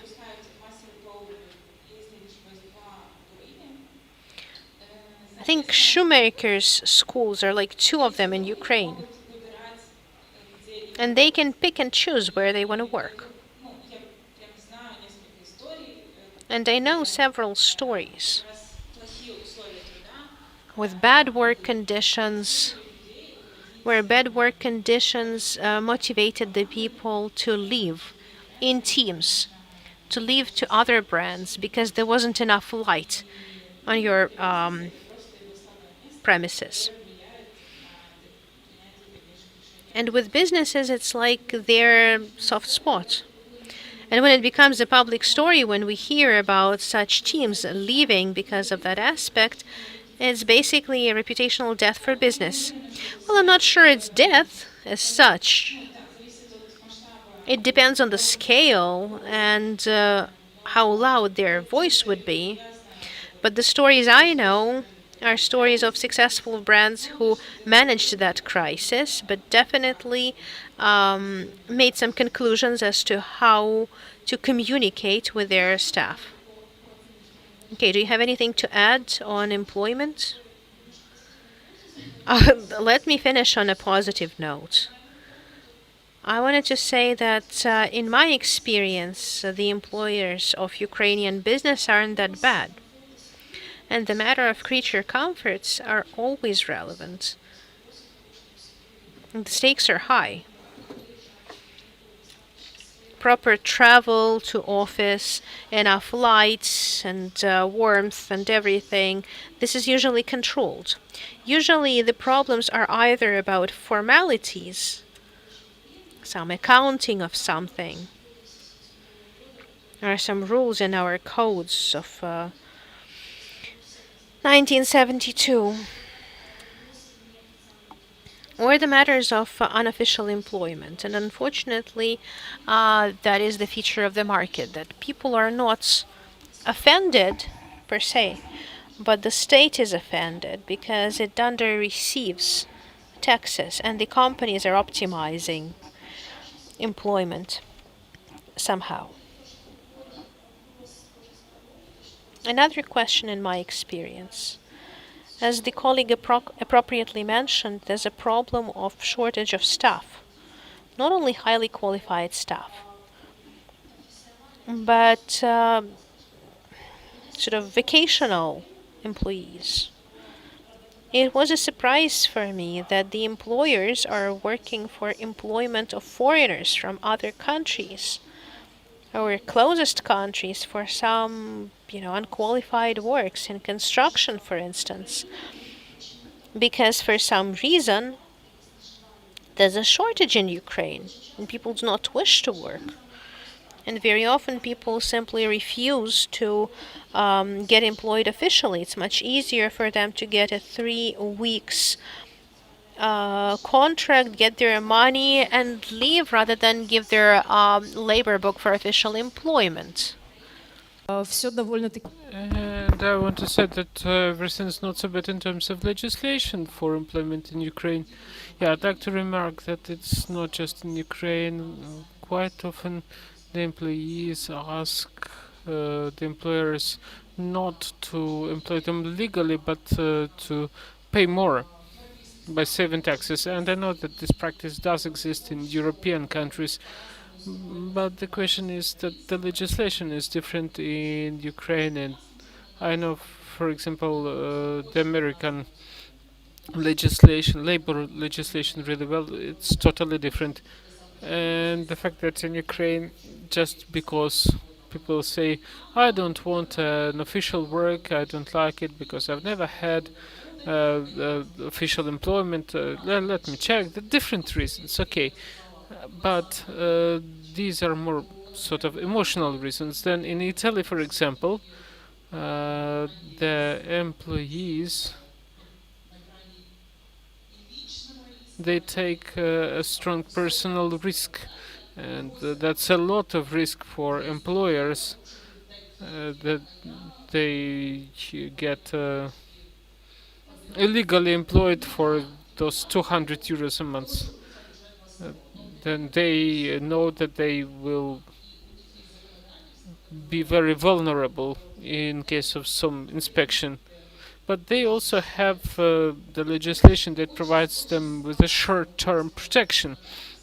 And basically, the legislation in the labor area is very different, and that's I know that that's a problem for many European countries, that their employees sometimes want to avoid official employment. Yeah, but it's good to see that it's not just our problem, because the experiences may be similar in European countries. Well, summing up our panel, this discussion, I'd like to discuss another statement about the, yeah, because we've spoken today a lot about transparency of supply chain and the importance of knowing your suppliers. So, how much just one single case of having a not very reputable supplier can destroy your reputation, or at least choose the way your target audience trusts you. So, for example, when you've taken care of everything, but you don't know what happens at the production site of your supplier, you haven't checked them, you trust them, you haven't got the documents, or you just don't have any special arrangements with the supplier, and then this case with your supplier destroys your reputation. Is it a thing in Ukraine? Well, yes, it is important, but obviously, yes, but maybe I have a little bit of pessimism here. Well, on the one hand, if we speak about large business, about corporations, there are criteria and there are frequency of inspections and audits and laboratory tests of production sites. So, for example, if it's fast-moving goods like milk products, meat, we visit them often, and we, for instance, we inspect them more often than, for example, if you speak about honey. And if you work with large players, you understand that they always try to ensure everything's fine, and you know that as soon as the goods come to a store like a big supermarket, then it's their property and it's their responsibility then. So is it important for retail networks to check everything? Of course, because it means financial risks. As soon as you get products of low quality, you will have to provide refund to your guests. You will have to pay penalties and stuff. So there are whole departments who check and recheck products in different locations at different stages of the supply chain. So large businesses try to protect themselves. Can a sour milk from one of my farmers affect the reputation of my shop? Yes, of course, it can. If a guest says, "Oh, come on, that's outrageous! I've bought the milk and it's sour," or "I found some, God save us." Yeah, we've only had problems with sour milk because some people can take a walk in the sun and then expect that it won't be sour. No, it doesn't work this way with natural milk. There are different reasons why a product can go bad, and sometimes consumers also influence that when they don't follow the transportation rules. But can that affect us and their loyalty to us? Well, yes. And can we do something about that? Yes, we can. We return the money. We can provide some favors, like give them a gift of a basket of products, so that they can make sure that it was just an exception. But there is a position of the consumer as well. They can say, never ever, I don't like it, I don't trust you. So you need to understand that the business is always interested in well, ensuring that the things don't affect them. Okay, so for example, we had cheese dairy, and they, well, were afraid of stopping the production cycle when, for example, they accepted the milk with wrong pH, and in the end, that led to producing mozzarella of substandard quality. Will it be a problem for you as a consumer? Yes, but does it mean that you will stop eating mozzarella after that if this particular lot of it is not so good? Well, probably not. So this feedback opportunity that we provide, and they can provide the feedback on Facebook, for example, by tagging the company, by sort of lynching us in informational space. It's something that consumers now can do really easy. So they can publicly criticize the company, telling about our wrongdoing, so they can write direct message to us, and we try to settle the problem. Then we as a business, of course, we want to explain, to calm them down, to tell them that it's not a rule, it's an exception, it's something you are unlucky, it's not a norm. So of course we can reach some agreement, because we understand that there are things out of business control. We can control a lot of things, but not all of them, of course. Yes, I agree that you cannot control everything, and if it's your suppliers, there are different people, you cannot be fully responsible for them, yet you can try to protect yourself by asking for certificates of quality, by visiting their production site, by showing that you are responsible.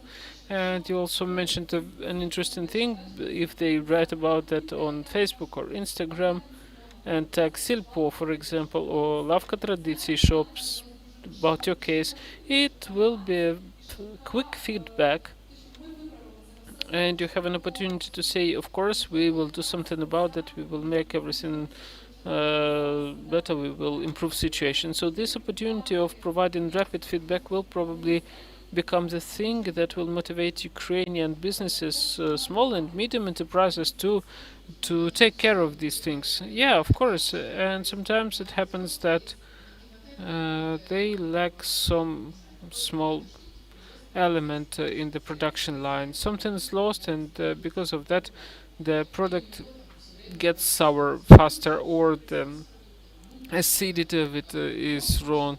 And we, as the key partner, because our strength is in the quality and quantity of good produce on our shelves. That's our competitive advantage, and we really want to sell good produce. And if we see that a manufacturer has unstable quality, that it's different for different lots, we say stop experimenting using our shelves. Test a new technology. We are willing to provide you with an expert who will make an audit and tell you what's wrong with your processes for this milk not to get sour too fast, or this hummus to taste well, because we are not suiciders. Do you imagine how much it costs to return a disappointed guest to your shop? Well, attracting a guest in the first place is expensive, but returning a disappointed guest is much more expensive. So there are cases when we say, like, you've not got the certificate, you promised that you will come back to us with this document, but you didn't. Sorry, we were willing to give you a lot of chances, yet this is enough. So now evolve independently. We are not going to take those risks because we are losing money. And the problem of one manufacturer all of a sudden becomes a problem of the whole project and all producers who sell their goods at our stores. This is unfair. Yeah, I think that honesty is the best tactic. And business, like any person, can say that they try to become better, that they test new ways of producing their goods and be honest and open about that, and that's normal. And we, as the shoe brand, we're quite often asked about this because I deal with this topic, and a few of my projects are about sustainable development. But we don't speak about this shoe brand as a sustainable brand, because it's not true. There are many ways to manipulate this information, and there are, well, we don't overproduce things, so we Yes, 30% of what we produce is customization. Does it make us a sustainable brand? No, I don't think so. But a lot of brands around the world use these three indicators as the criteria for sustainability.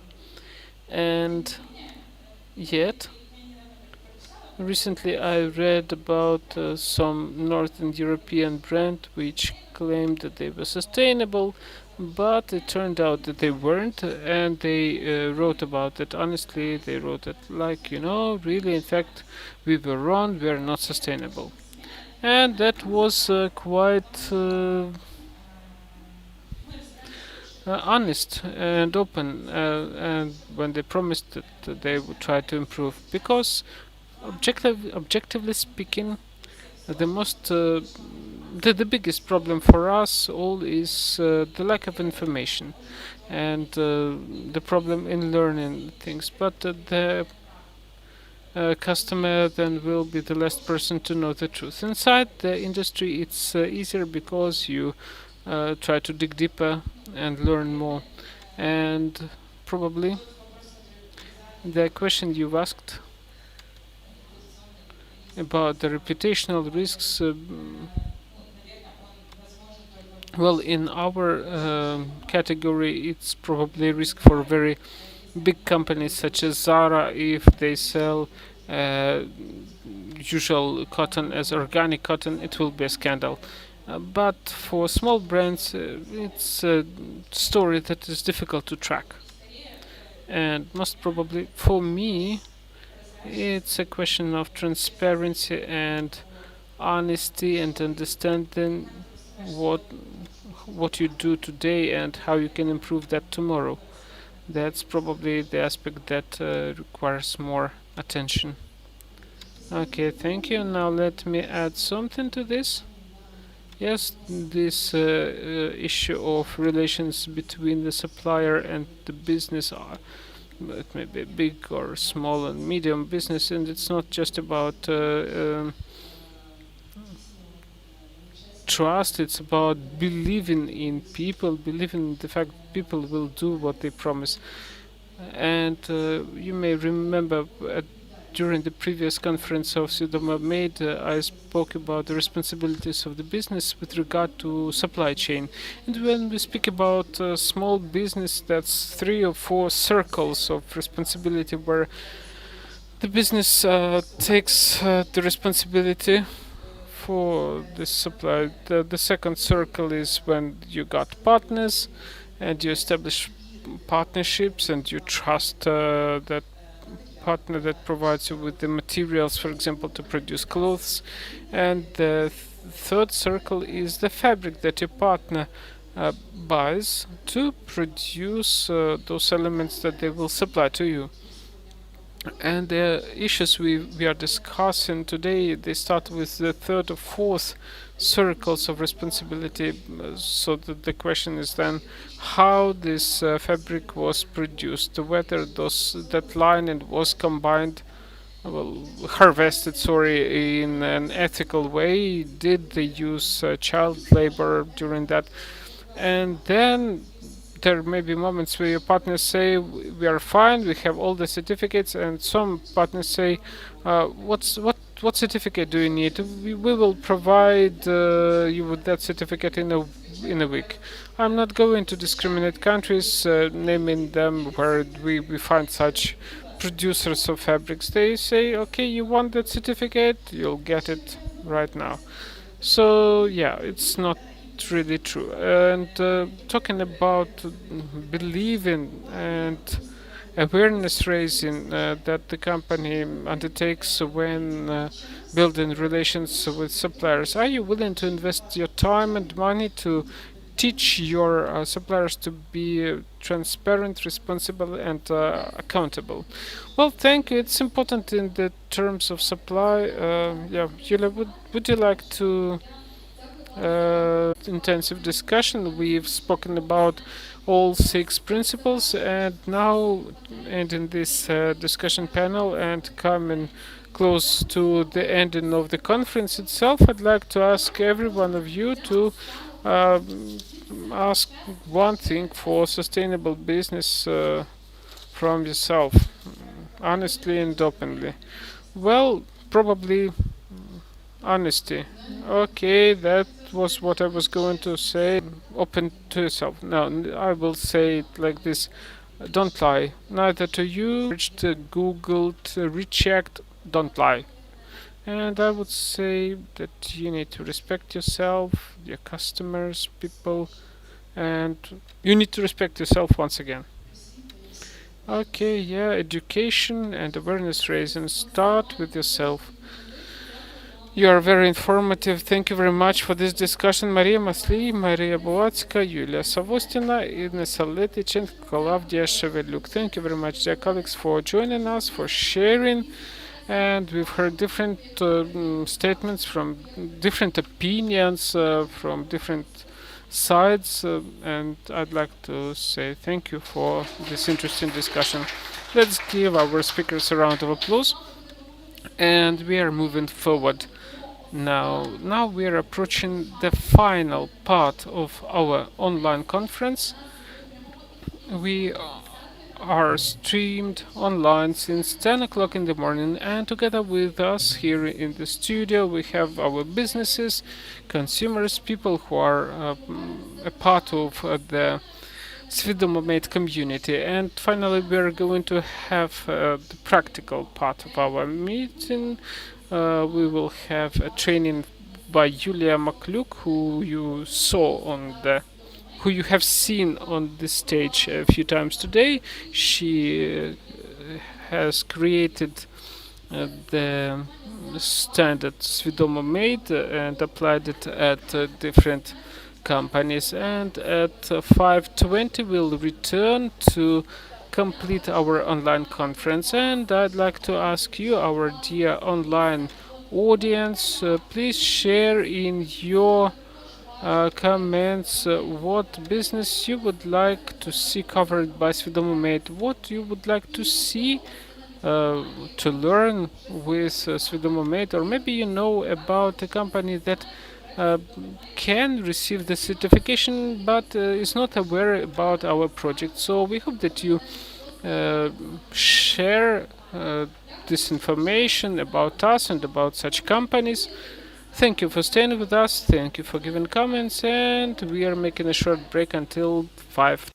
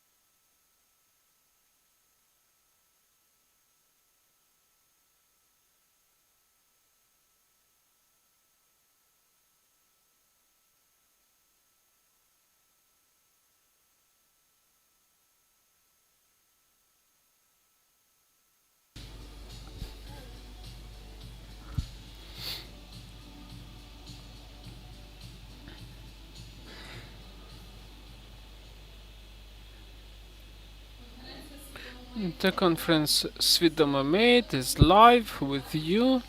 Today we are making conclusions about year 2021, sharing the results.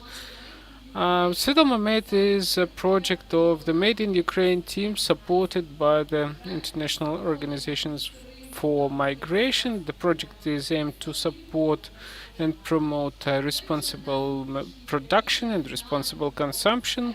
We are at the final part of our conference. Now we are going to have an express training on how to turn your business green. Step-by-step instruction about what our um, business owners lacked when they asked us what do we need to do to make our business greener. Now we will give the answer. What do you need to do to make your business greener? So I'm giving the floor to Yulia Makluk, a trainer who has on a number of cases been on this stage today. Thank you. Yes, Yulia, thank you. Now you're going to have a very important mission, but that's something that you can do really well. We know that. Tell our business people how to be sustainable. Maybe it's easy, maybe not. Tell us. Yes, thank you. Welcome, everyone. We can start, I think. We don't have a lot of time. The training will be a rapid training, a short training, but let's make it as helpful as possible. I will tell you about 4 steps that actually work in Ukraine based on the cases of the companies we work with, and I will give you access to 2 tools, to templates that you can use in your practice right away. Be with us until the end, you'll get bonuses for that.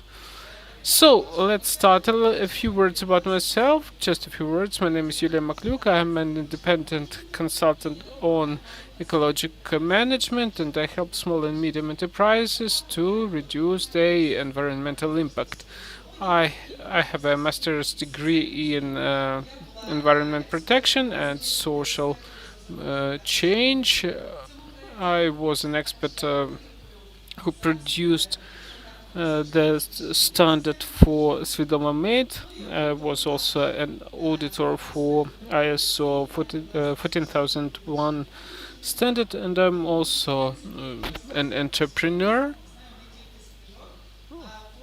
founder of the studio Here and Now, so I know all these things not from the books. I've tested it all myself. So today we've already said many times that the trend for green production and green consumption is rapidly developing, and despite the pandemic we see the increasingly growing demand for sustainable approaches. And a survey of Nielsen Company showed that 73% of millennials are willing to pay more for eco goods. Those are 20, 30-year-olds, those who either actively buy on the market or will start consuming a lot soon. So why does it happen like that? Why people are interested in sustainable goods and services? Because they have to. We live in the situation of environmental crisis. It's not a forecast, it's not something about the next generation. Already now in 2021, the ecosystem of Earth cannot overcome the problems we people create for it. Just a few facts for you to get a better context. Dying out, extinction of species. So right now, every like 25% of species of animals and plants are on the brink of getting extinct, and if we don't do anything about that, they will die out. And that's a problem. It affects us emotionally because we pity those whales and pandas, but it actually affects our well-being because we all are a part of the ecosystem. The second factor is the pollution of air, soil, and water. The scientists have established that the pollution kills 15 times more people than wars. Yes, we know there are armed conflicts all around the world, unfortunately, yet these silent killers, such as dirty air, kill even more people. And the climate change. We've already increased the uh, atmosphere of Earth by 1 degree centigrade, and the temperature will keep rising. And we know that the dangerous limit is 1.5 degrees, and we are very close to that dangerous limit. Now, talking about the general condition of the ecosystem, the situation is also concerning. You see on this chart, I think it will be the only chart in my presentation, you see here two axes. Horizontal is time and vertical is the number of planets.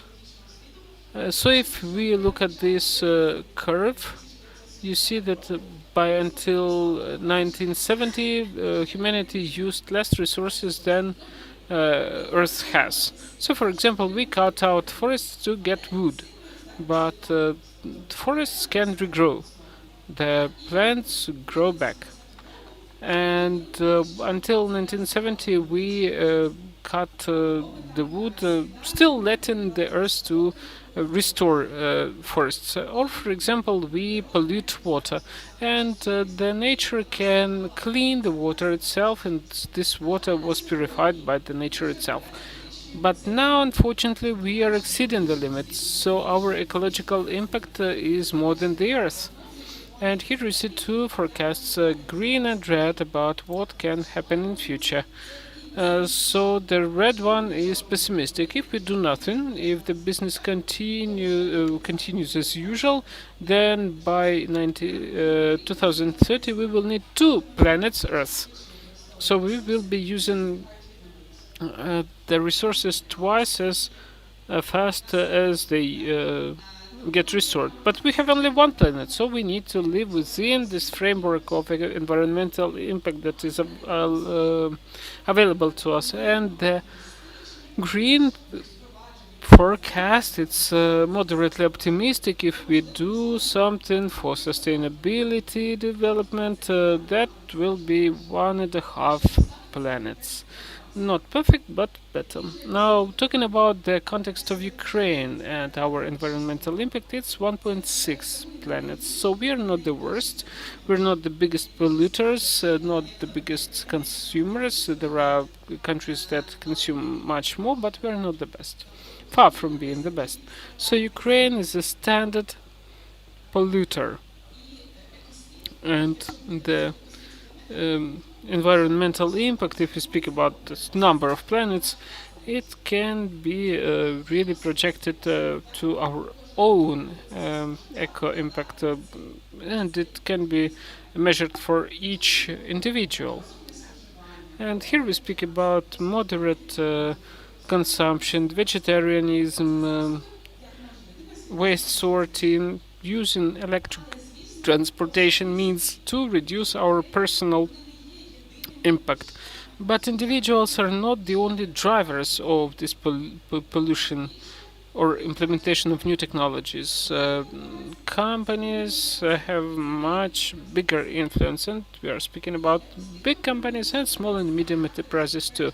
And the environmental impact of such companies is all about following the legislation, reduction of pollution, certification, and so on.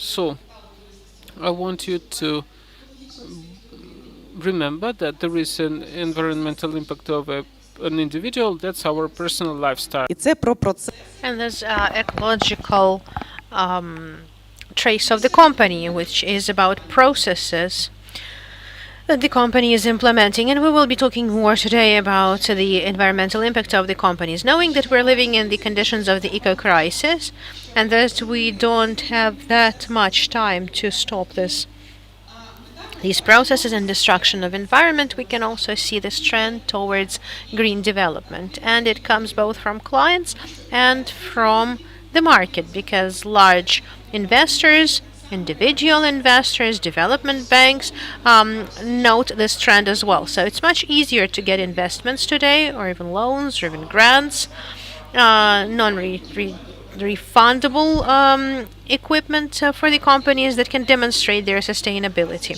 One of the studies is showing that over the next 3 years, over the next 5 years, yeah, taking into account the pandemic, the market of green goods and services will grow threefold. Like Yulia Savostina said, that's the blue ocean, which remains to be open.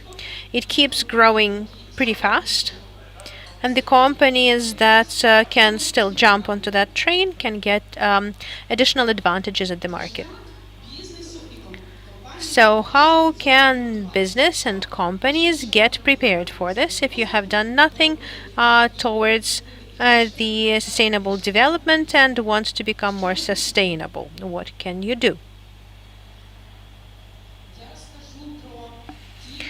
I will tell you about the steps that are already being introduced today that are relatively easy and well tried at the Ukrainian market. These will be 4 steps, but there's going to be also the step 0, where you should start, without which nothing is possible. And that's maintaining legislation.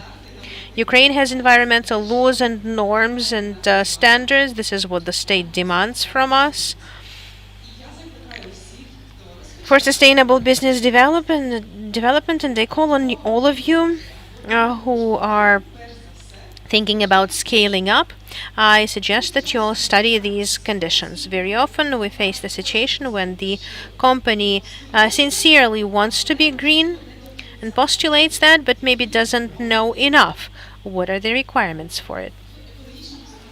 The environmental legislation may be hard to understand from the start, but you can invite experts who can tell you more about this, so that you could understand what is the waste, what are the norms that your company should maintain, and how to maintain them.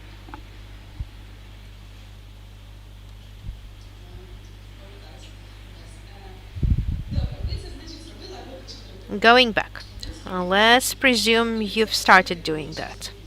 Next thing you can do is assess environmental trace of your business. Marina mentioned at the previous panel that it's hard for the buyer to understand which commodity is more environmental. For example, organic cotton shirt that was grown in Uzbekistan, woven in China, sewn in the US, and then delivered to Ukraine, or for example, a synthetic shirt that was produced and sold in Ukraine. Environmental impact is the way to assess that. There are methodologies that help us make numeric indicators as to how to do that. You don't necessarily have to calculate this in figures. You can make a quality assessment. Look at the production cycle and think what impacts the environment. For example, does your commodity or does your process affect animals in any negative way? For example, if you're making fur products, then probably it does make an impact. How does it affect the health of humans? If it's a factory that produces discharge in the atmosphere, then most probably it makes a negative impact. What is your waste and what do you do with your waste after that? Are there greenhouse gases? And why you need to do all that? Because this helps assess your environmental impact and helps you understand where you need to make changes, make amends. Very often the company says, okay, we want to be environmentally friendly, make us ecological packaging. And then I'm saying, that's cool, but let's review this. Maybe you need to move from diesel generators to pure electricity and then think about packaging. And I would like to share this template for you for the assessment of environmental impacts. It was developed specifically for small and medium business. It doesn't require any special professional knowledge, and it will be available at the link after this training. And you can make at least a tentative initial impact assessment. Plus, it provides you with the steps that you can do to make this work. I also suggested Ukrainian company examples. Beetroot IT company, for instance, and training company. They provide IT products, and they also teach people work in IT. They provided the assessment of their environmental impact in terms of their discharge. They calculated all the transportation and CO2 emissions, assessed that this 383 tons per week, a significant indicator, and developed a plan how they're going to reduce and compensate for that impact. So basically, the company, is not just doing things just for the show, but really is concerned about its environmental impact.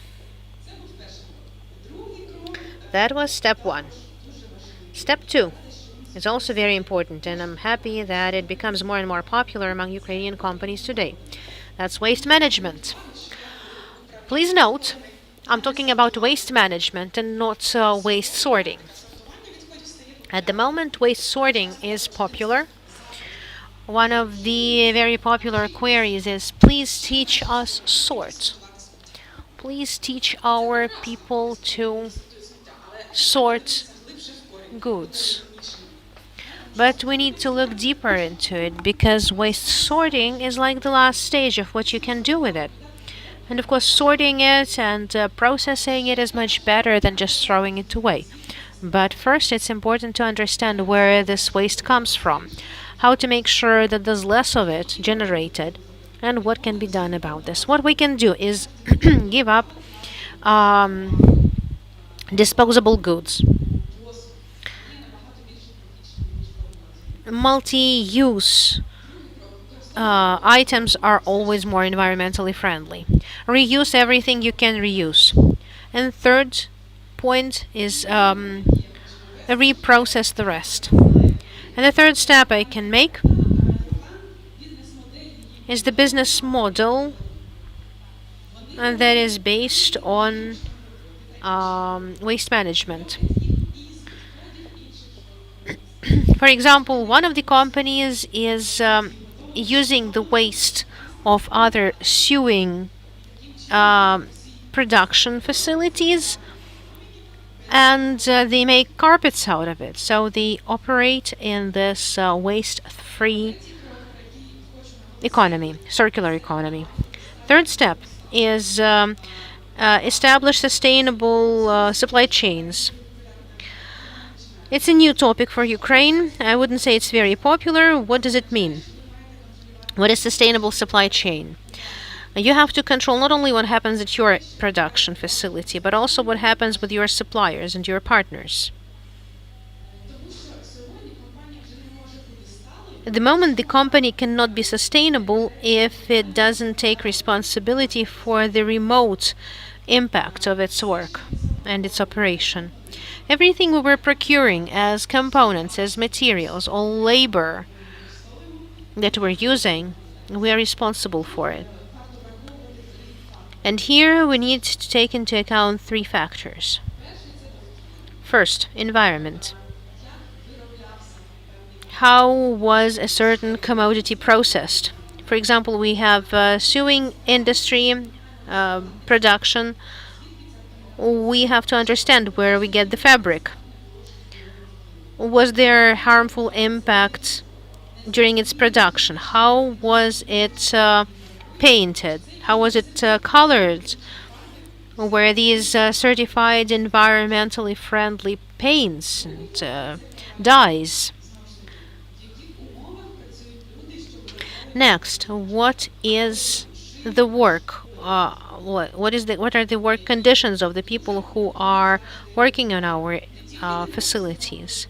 And it's very important to not only trust the producers but also visit the production facility and ask around. And third factor is distance. We understand that the farther the goods are produced, the more distance it has to cover, and the more greenhouse gas emissions such transportation is going to entail. A good way is to choose the local produce. I suggest that you look into this in detail and figure out where and how your raw materials come from.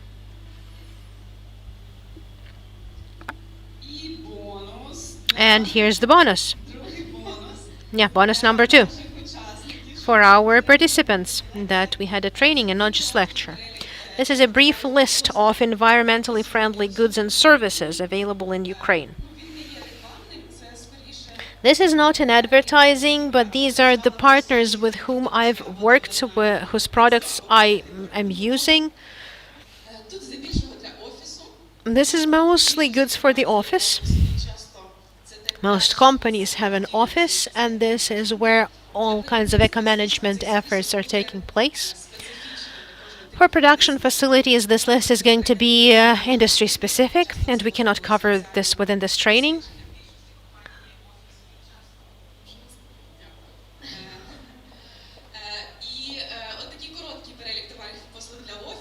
This is the brief list of goods and services for the offices that you will get as a result of this training. They're all tested and tried. They're all recommended. And these are the companies where you can call today and order environmentally friendly catering or supplies for your office. We have 15 minutes, Yulia, so don't limit yourself. Going back to supply chains. Here's another Ukrainian brand, Pure One. We've been working with them within this framework. One of the focuses of their supplies is environmentally sustainable goods. This clothing is only made from certified materials that had undergone through scrupulous assessment, and they do not harm the environment or the people in the process of its development. Of course, this means that they had to spend time to search for these supplies, and these materials cost more, so it's not going to be something very cheap. No, these are really quality materials that can be checked. You can get documents for them, they've been through testing, etc. But example of Pure One company shows that it can be done in Ukraine, and secondly, that consumers really respond to that. Their consumers, well, some of them come because the clothing is really beautiful, but some are coming because they are looking for this organic cotton, for that peaceful silk, eco leather made from pineapples, etc. Another step that can be recommended for a business if you've implemented all of these steps. You can get environmental certification. Environmental certification gives you the chance to assure that you are environmentally neutral. This is the confirmation of your intentions. It helps you be sure that you have fewer risk of stress, of scandal.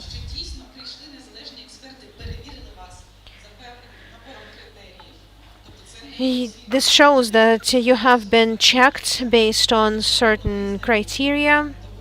These are internationally recognized documents.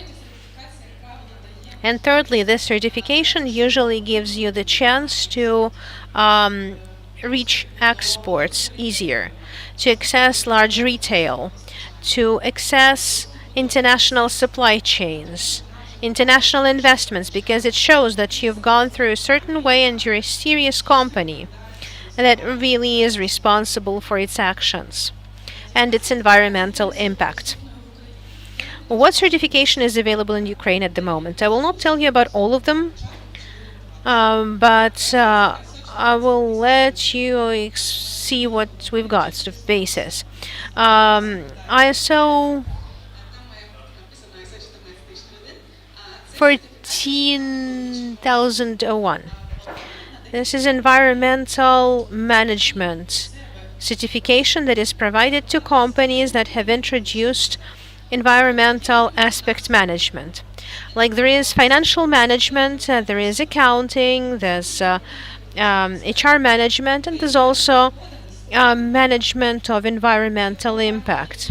And the companies that can manage this properly, that can reduce their impact, that are improving their indicators on the annual basis, can get this sign. And this sign applies to the whole company. Another sign, ISO 14004, applies to goods. This is environmental marking applied in Ukraine, the so-called green crane. It's provided to commodities if the commodity meets requirements. There are certain criteria for cosmetics, for food products, for furniture, etc., etc. Even for green offices, if you're introducing green office technology, you can also get the sign that it's a certified green office. And again, this is for specific goods. The company can have 100 products and 10 of them are certified as environmentally friendly. And both of these standards are all about environment. The last standard, the most fresh standard, is a SVIDOMO made standard, and it takes into account 6 sustainable development criteria. And it really is focused on small and medium enterprises and businesses. We studied the conditions of business operation and we developed standardization for them. This lists those spheres that includes work conditions, safe working conditions, respect for human rights, and transparency of supply chains. This certification can be received by small and medium businesses who are prepared to prove that they maintain such businesses. And 2 Ukrainian companies have already received that standard. I promised there was going to be 4 of them, but we have bonuses. So there's step 5 as a bonus. It's very important as well. It's not so much related to environment, but this comes as a result of my practice. And I emphasize that to everyone, that it's extremely important for small and medium companies to share their experience of environmental initiatives. Very often the companies are intimidated. They do not tell about this, or they do not communicate this in great enough detail. So I call on you, if you do something for your in your company which is environmentally friendly, tell about this. Tell about this in the social media. Present this at events. Write it on your website. Mark these small victories and share this with consumers and with your fellow market participants. Because only this positive example, only the success stories or lack thereof, or your failure stories could show what to do. What is the trend? There is trend for green development, and it really feeds this transformation. We need this transformation to get out of the environmental crisis. And I'm very impressed that Ukrainian businesses, well, not all of them, of course, but those that really care about sustainable development, they're all very open to sharing their experience. Even here at this conference, we can see people telling about the details of their things. I could see some partnerships shaping up during the coffee break. People are advising each other how to check a technology, how to check materials, and I think this is what we need. So please do that. Tell about your achievements. And in order to praise myself, also on the side, I'll tell you about my studio. My studio is called Here and Now. I do manual ceramics based on environmental management principles, and I'm trying to tell about the details of this product because ceramic production, I'm telling how ceramic production can be sustainable. I know about 10 people in the world who know this, who deal with this seriously. And I present at expos and congresses as much as possible. There was a congress in Sika not so long ago. It's a large annual event, and they made a presentation there about how we in Ukraine, people may not know much about Ukraine, but they know how Ukraine makes environmentally friendly ceramics. And this was all I wanted to say about 4+1 steps that a business can make right now, today. If you have any questions, you may write to me. I will try to respond rapidly and promptly. And the templates, the environmental impact assessment template, we will share them in the comments with the link. Those of you who have been listening would be able to hear about this and to read about this. And we can provide this in the open access because useful materials are always useful. Thank you for your attention. I hope this was useful. I hope to see more and more green businesses in Ukraine. Let's team up and move this matter forward. Thank you, Yulia. This was extremely informative. And this probably shows how constructive we can be in the implementation of sustainability already today. Thank you for adding useful bonuses to this training. This is one of the businesses, but as we listen to this training, we have the chance to, use some of these steps to try and introduce this in your business and see the results already. And I'm sure this was a practical training for you. Like Yulia said,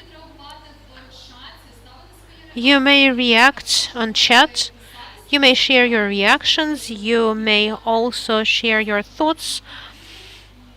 We'll pass them on to Yulia. Also, post this on Instagram. Instagram, SVIDOMO made. Sign up. We will tell you about all of our news there.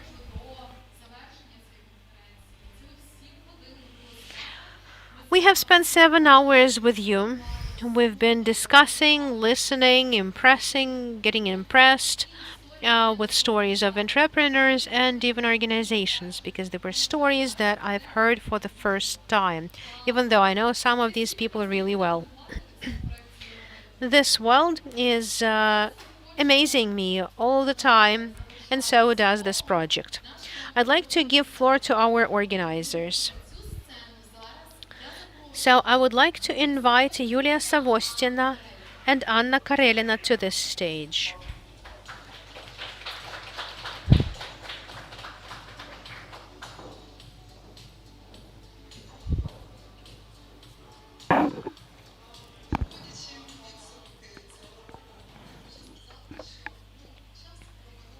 By way of summary of this year, I can say that time has passed very quickly.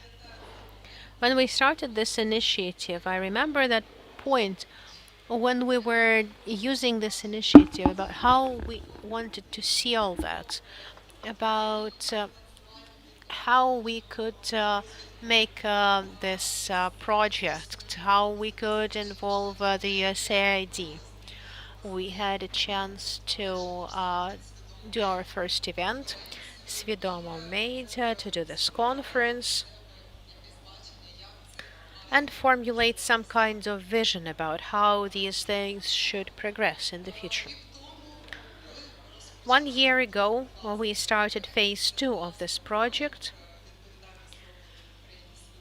project SVIDOMO made in Ukraine, made with awareness. We are implementing this project with the IOM, with the help of IOM, and with USAID support. 1 year ago, we started this project under very difficult conditions. We were in the middle of the quarantine. It was completely unclear how we would host the events that we'd planned, but we decided to be flexible. And like I said in the beginning, this gave us new opportunities. This gave us a chance to involve a bigger audience to our events because we did them online, both online and offline. And we could still deliver this information about sustainable development to a greater number of people. Thank you, Anya, for such a brief summary of this event and the summary of 2021. And thank you also for the stories about how these things have happened, how the IOM rep office in Ukraine saw this, how they see the future for SVIDOMO made. Yulia, can you continue as a person who's... I'll take a little bit of a rest. I think I've spoken so much that I just want to thank. I'd like to thank our partners and donors. First of all, the International Migration Organization. Because one day they believed in this idea at an event dedicated to development, business development. The partners have delivered this idea to donors, to the USAID, and they became a driver that systematized all of our creative work and all of our development that we had with entrepreneurs. And without your support, without the systemic work, this project would have been different. Not better or worse, but different. So I'd like to thank you, and I would like to thank the donors a lot. I think more thanks goes to the people. I would also like to thank, in front of all of our audience, I'd like to thank our anchor and moderator, but in real life she is the manager of this project. She joined us in the beginning of this year, and she brought this big systemic project forward.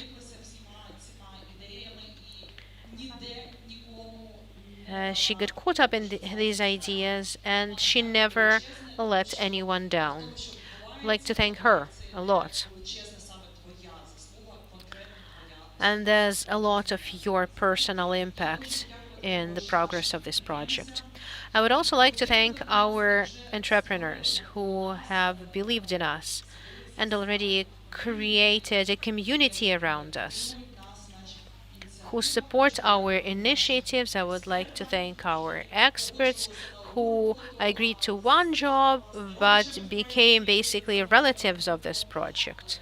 Нашим експертам, які And thanks to our experts who were the auditors, who also became our family, so to say. And I think that despite, I said at the beginning that it seems to me that in Ukraine we trying to go in front of trends. We maybe start things too early, but someone needs to be a trendsetter to promote a new agenda and look into the future. And I think it's all about our team. And I hope we will survive this stage and plan the next one, because I think we have a huge job to do to switch our achievements, to change their level and make it part of the legislation, which at the moment is lacking and inhibiting the development of sustainable production in Ukraine. But it's not the end of the initiative. of SVIDOMO made, and we have a lot of work to do.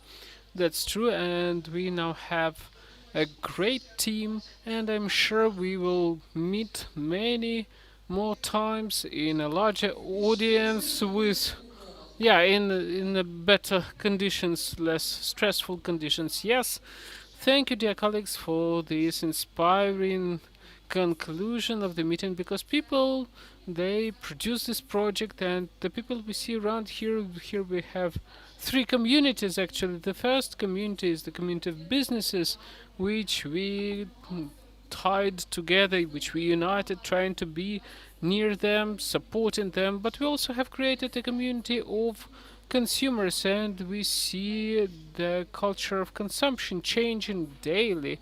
We conducted a survey, and today we spoke about the results of the survey and the data that was published. Actually, the data tell a lot about the existing trends, and we've also created a community we never thought at the beginning, at least me. That's the community of experts, that is people able of supporting, training, and helping the business. And those 10 experts participating in this project, and the way with which they were adaptive and inspired when working on the project. I remember them during training sessions, other processes. Some of them you've already met, some of them not, but you were able to see their enthusiasm today. And it was not just about showing off or showing how good experts they are. It was about actually helping the businesses, supporting them, and telling them, tell the world about yourself. So the small and medium companies of Ukraine, entrepreneurs, tell about yourself, and we as the project, as organizers, and as experts, as the community, we will support you, we will help you, and maybe sometimes help you on your way in the right direction. So today we've only made the conclusion about 2021. SVIDOMO Made project doesn't want to leave you or to say goodbye, so please stay with us, keep in touch, and provide your feedback, because it's extremely important for us. Thank you very much for being aware and being responsible. For those who have been with us in the studio, who was with us online, thank you for joining this event. Maybe you listened to one panel, or you've been the whole day with us. You are heroes, and you are our heroes. Thank you for responsibility, sincerity, openness, and see you next time.